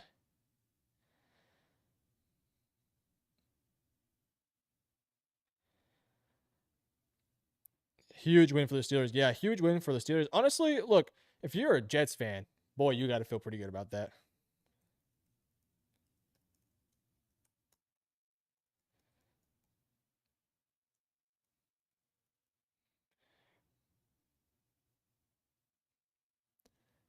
We still got 2 minutes left in this Falcons game, by the way.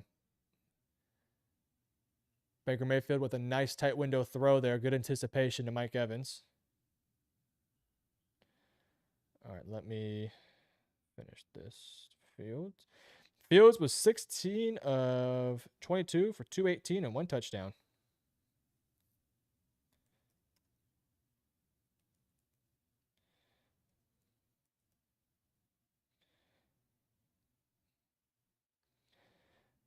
Justin Fields also had 48 rushing yards with 3 total touchdowns for him. Not a bad day at all.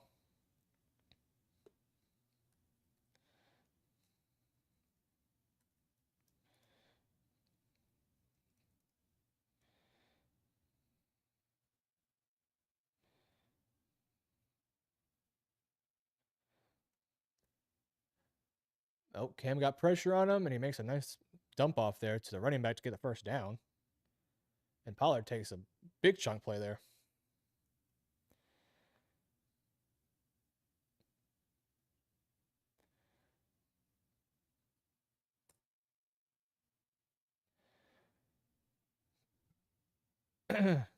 That was not Justin Fields' fault. Nope. Happy for A-Rod. Yeah. Good for Rodgers, man. Good win.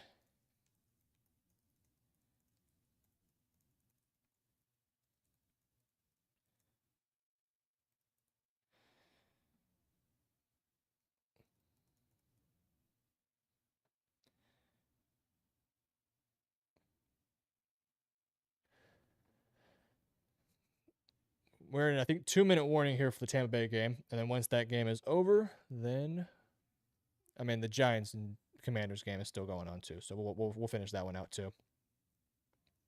But most of the noon games are finishing. I'm really disappointed with Carolina. Not going to lie. Really a little disappointed with them.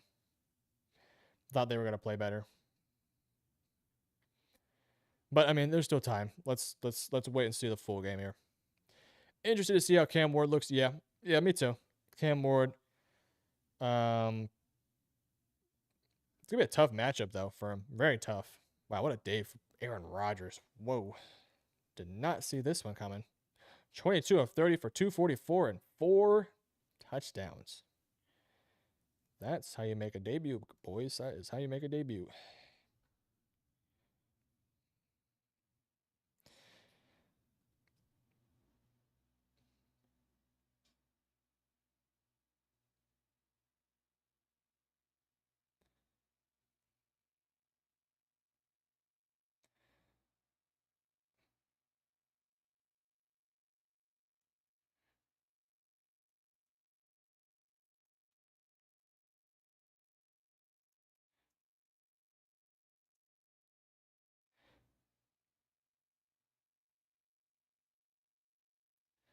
All right, Baker dumps it off now for maybe a 1 yard gain to the running back.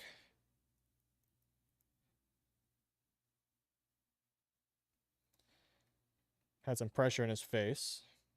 Sorry, I'm putting a tweet out right now. All right, they're now at the 50-yard line, 2nd and 9 with a minute 30. Baker drops back, has pressure, gets away, throws it away basically. No penalty.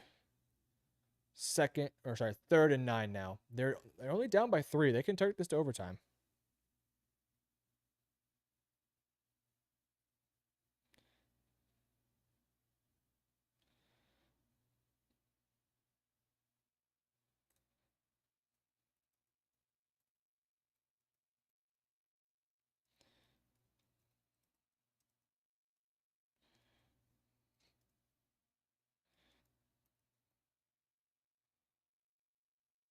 All right, 3rd and 9.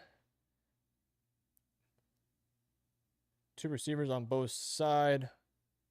Looks like Bucky Irving. It's going to stay to block. Baker stays in the pocket, hits his underneath route. That is, I think Sterling Shepard gets a first down. They are moving. Shout out Sterling Shepard for still being here, man. Still being in the league. That's awesome.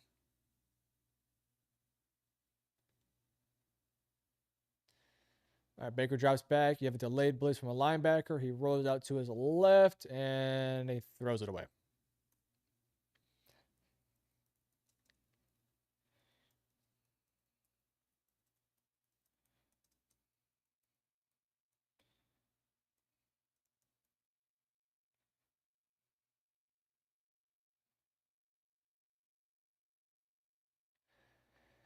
Bit of a late hit on him, though.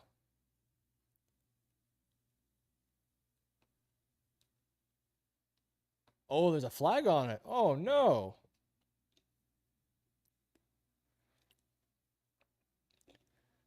Oh, my gosh. Atlanta with a huge penalty. Late hit out of bounds. You just cannot do that, man. That's Rook. Rook or Roro. Man, I should get some Wingstop. I should do that. I should do that. I don't know why it just came to my head. All right, Tennessee kicks a field goal, by the way. Anyone who cares about that. It looks like the Washington Commanders are closing out their game versus the Giants. Baker Mayfield in field goal range. Oh, he's going to throw it deep. Touchdown, Emeka Egbuka. Woo-wee. Boy, oh boy.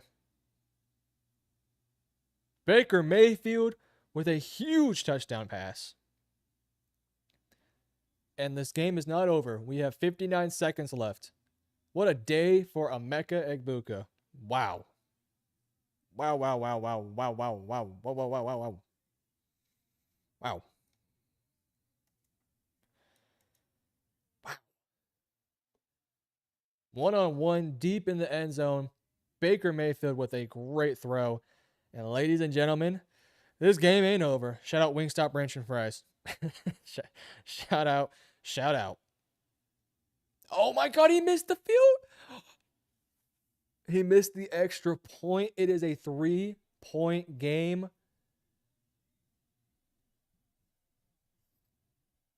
And all of a sudden, Falcons fans have life. They have life, people. Oh my days.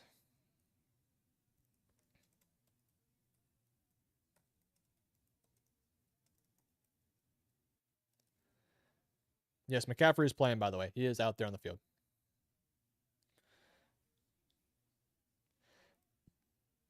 Oh my gosh, this is insane. This is crazy. Crazy, crazy, crazy.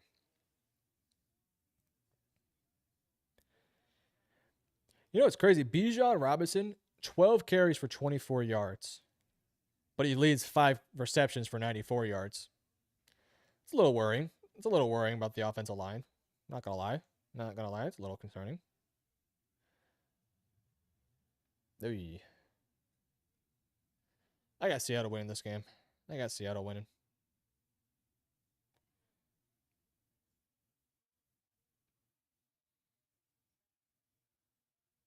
Come on, Bryce. Bryce. Oh my gosh.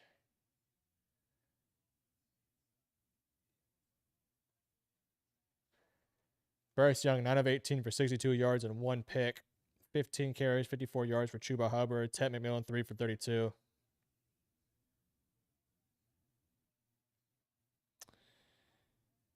Not yet.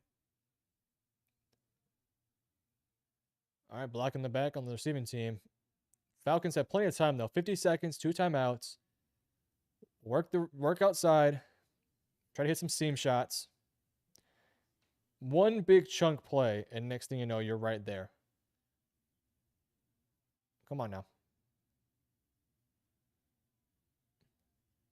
Oh, Jonathan Vilma, commentator. Cool.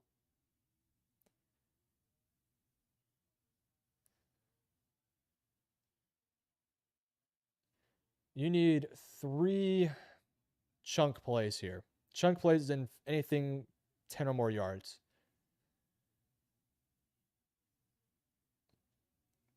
Oh, Drake London's not out there too, by the way.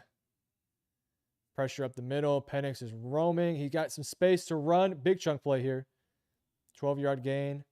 They call their first time out, I believe. Good play by Penix. Really smart play from the young corp. Penix is having a nice day. 23 of 36 for 250. Not too bad. Not too bad. Not too bad.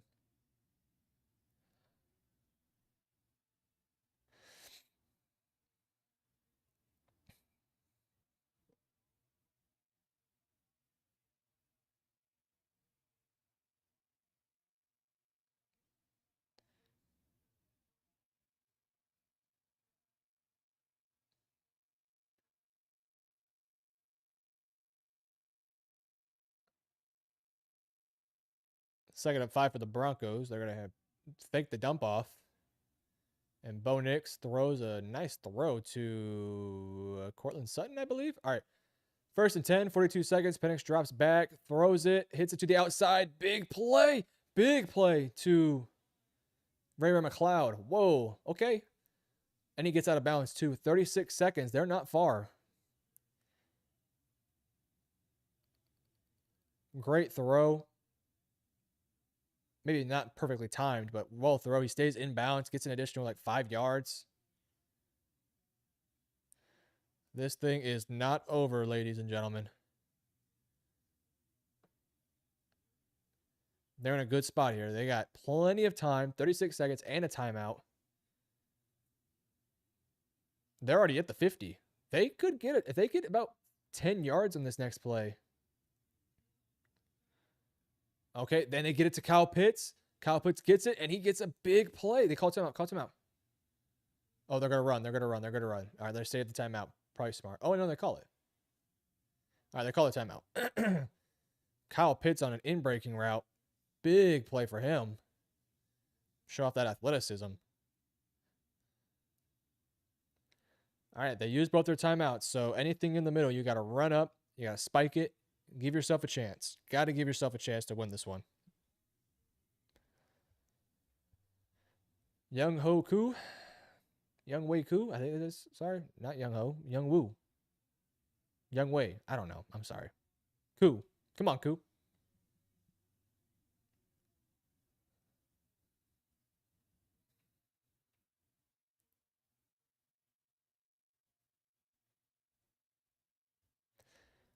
Man, he missed the extra point, and this is allowing the Falcons a chance with some redemption here. Now, can Hassan Reddick or Yaya get home? Can they get home here? Oh, Hassan gets home a little bit, but Bijan is able to take it, and he stays in balance. Oh, he doesn't get out. He does not get out of balance. You got to run. You got to run. You got to run. Run, run, run, run, run. You got plenty of time. But this probably makes it to where this is your last snap. You probably take the field goal here. I think Bijan tried to get out of balance, but I think his momentum took him down.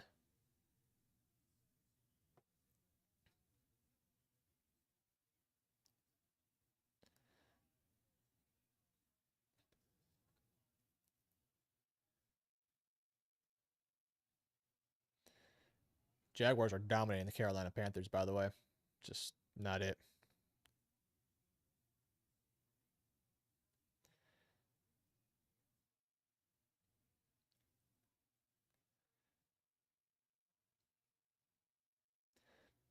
Oh, maybe he did actually step out of bounds. Oh, okay. I actually think Bijan did step out of bounds. I think they might actually put time on the clock here. Oh, wow. Huge, huge, huge, huge.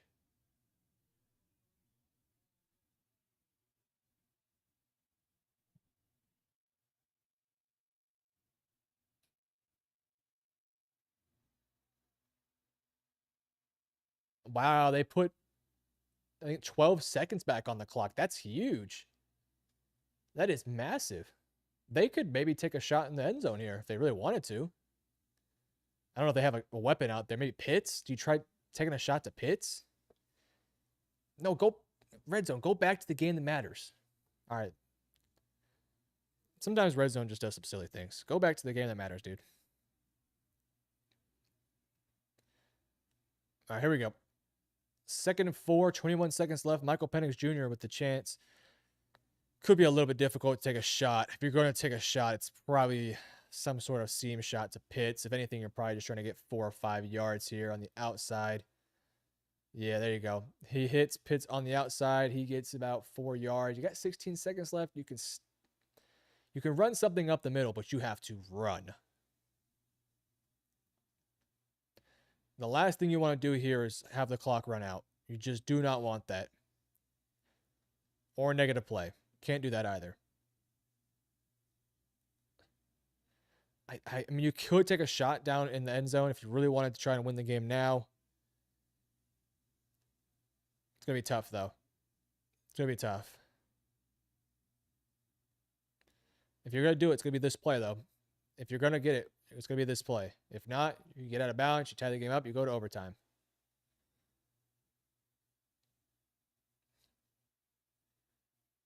Oh my. Oh, what a play by Antoine Winfield. Oh, wow. What a play. They had a shot inside. I don't know if it would have been a touchdown because Antoine would have at least tackled him there. But what a play by Antoine Winfield Jr. If they win this game, give him the MVP. What a play. Wow. What a play. Holy moly. Okay. 11 seconds left. I think if you're Atlanta, you probably just, you don't want to risk it. Nothing downfield. I think you just throw this ball away. Oh, they're taking another shot here. Oh my gosh, brother, look. He had a shot there for that. Number 4 just wasn't looking. I don't think he thought the ball was going to go to him. So well thrown football. He like stops running almost because of some contact. Dang. What an opportunity. What a missed opportunity there. All right. Overtime. Overtime, ladies and gents. Overtime. Maybe, unless he missed the field goal. 44-yard field goal for Koo. He's already made 40. He's already made 27. Does he make it? Let's see. They're going to call timeout. All right. Oh. Ladies and gentlemen, I appreciate every single person for being here. I have Instagram and Twitter, MetroSports YT.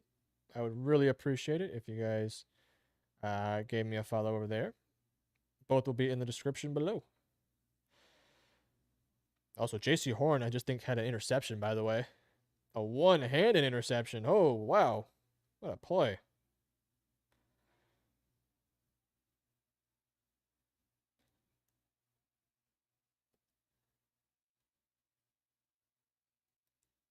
Oh, my God, the Packers. The Packers are taking a kickoff really far.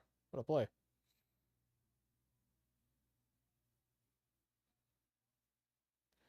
Micah Parsons.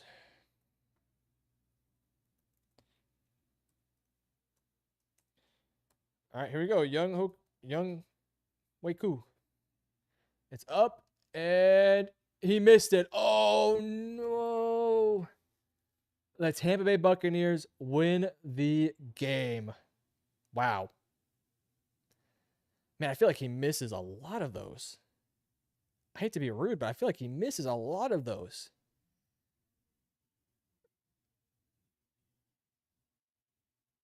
Oh, you got to hit that, man. All right. Well, ladies and gentlemen, I got some work to do. Keep an eye out for a reaction video a little bit later. I appreciate everyone for being here, and I will see you guys next Sunday, maybe Thursday. I'll see you guys on Thursday.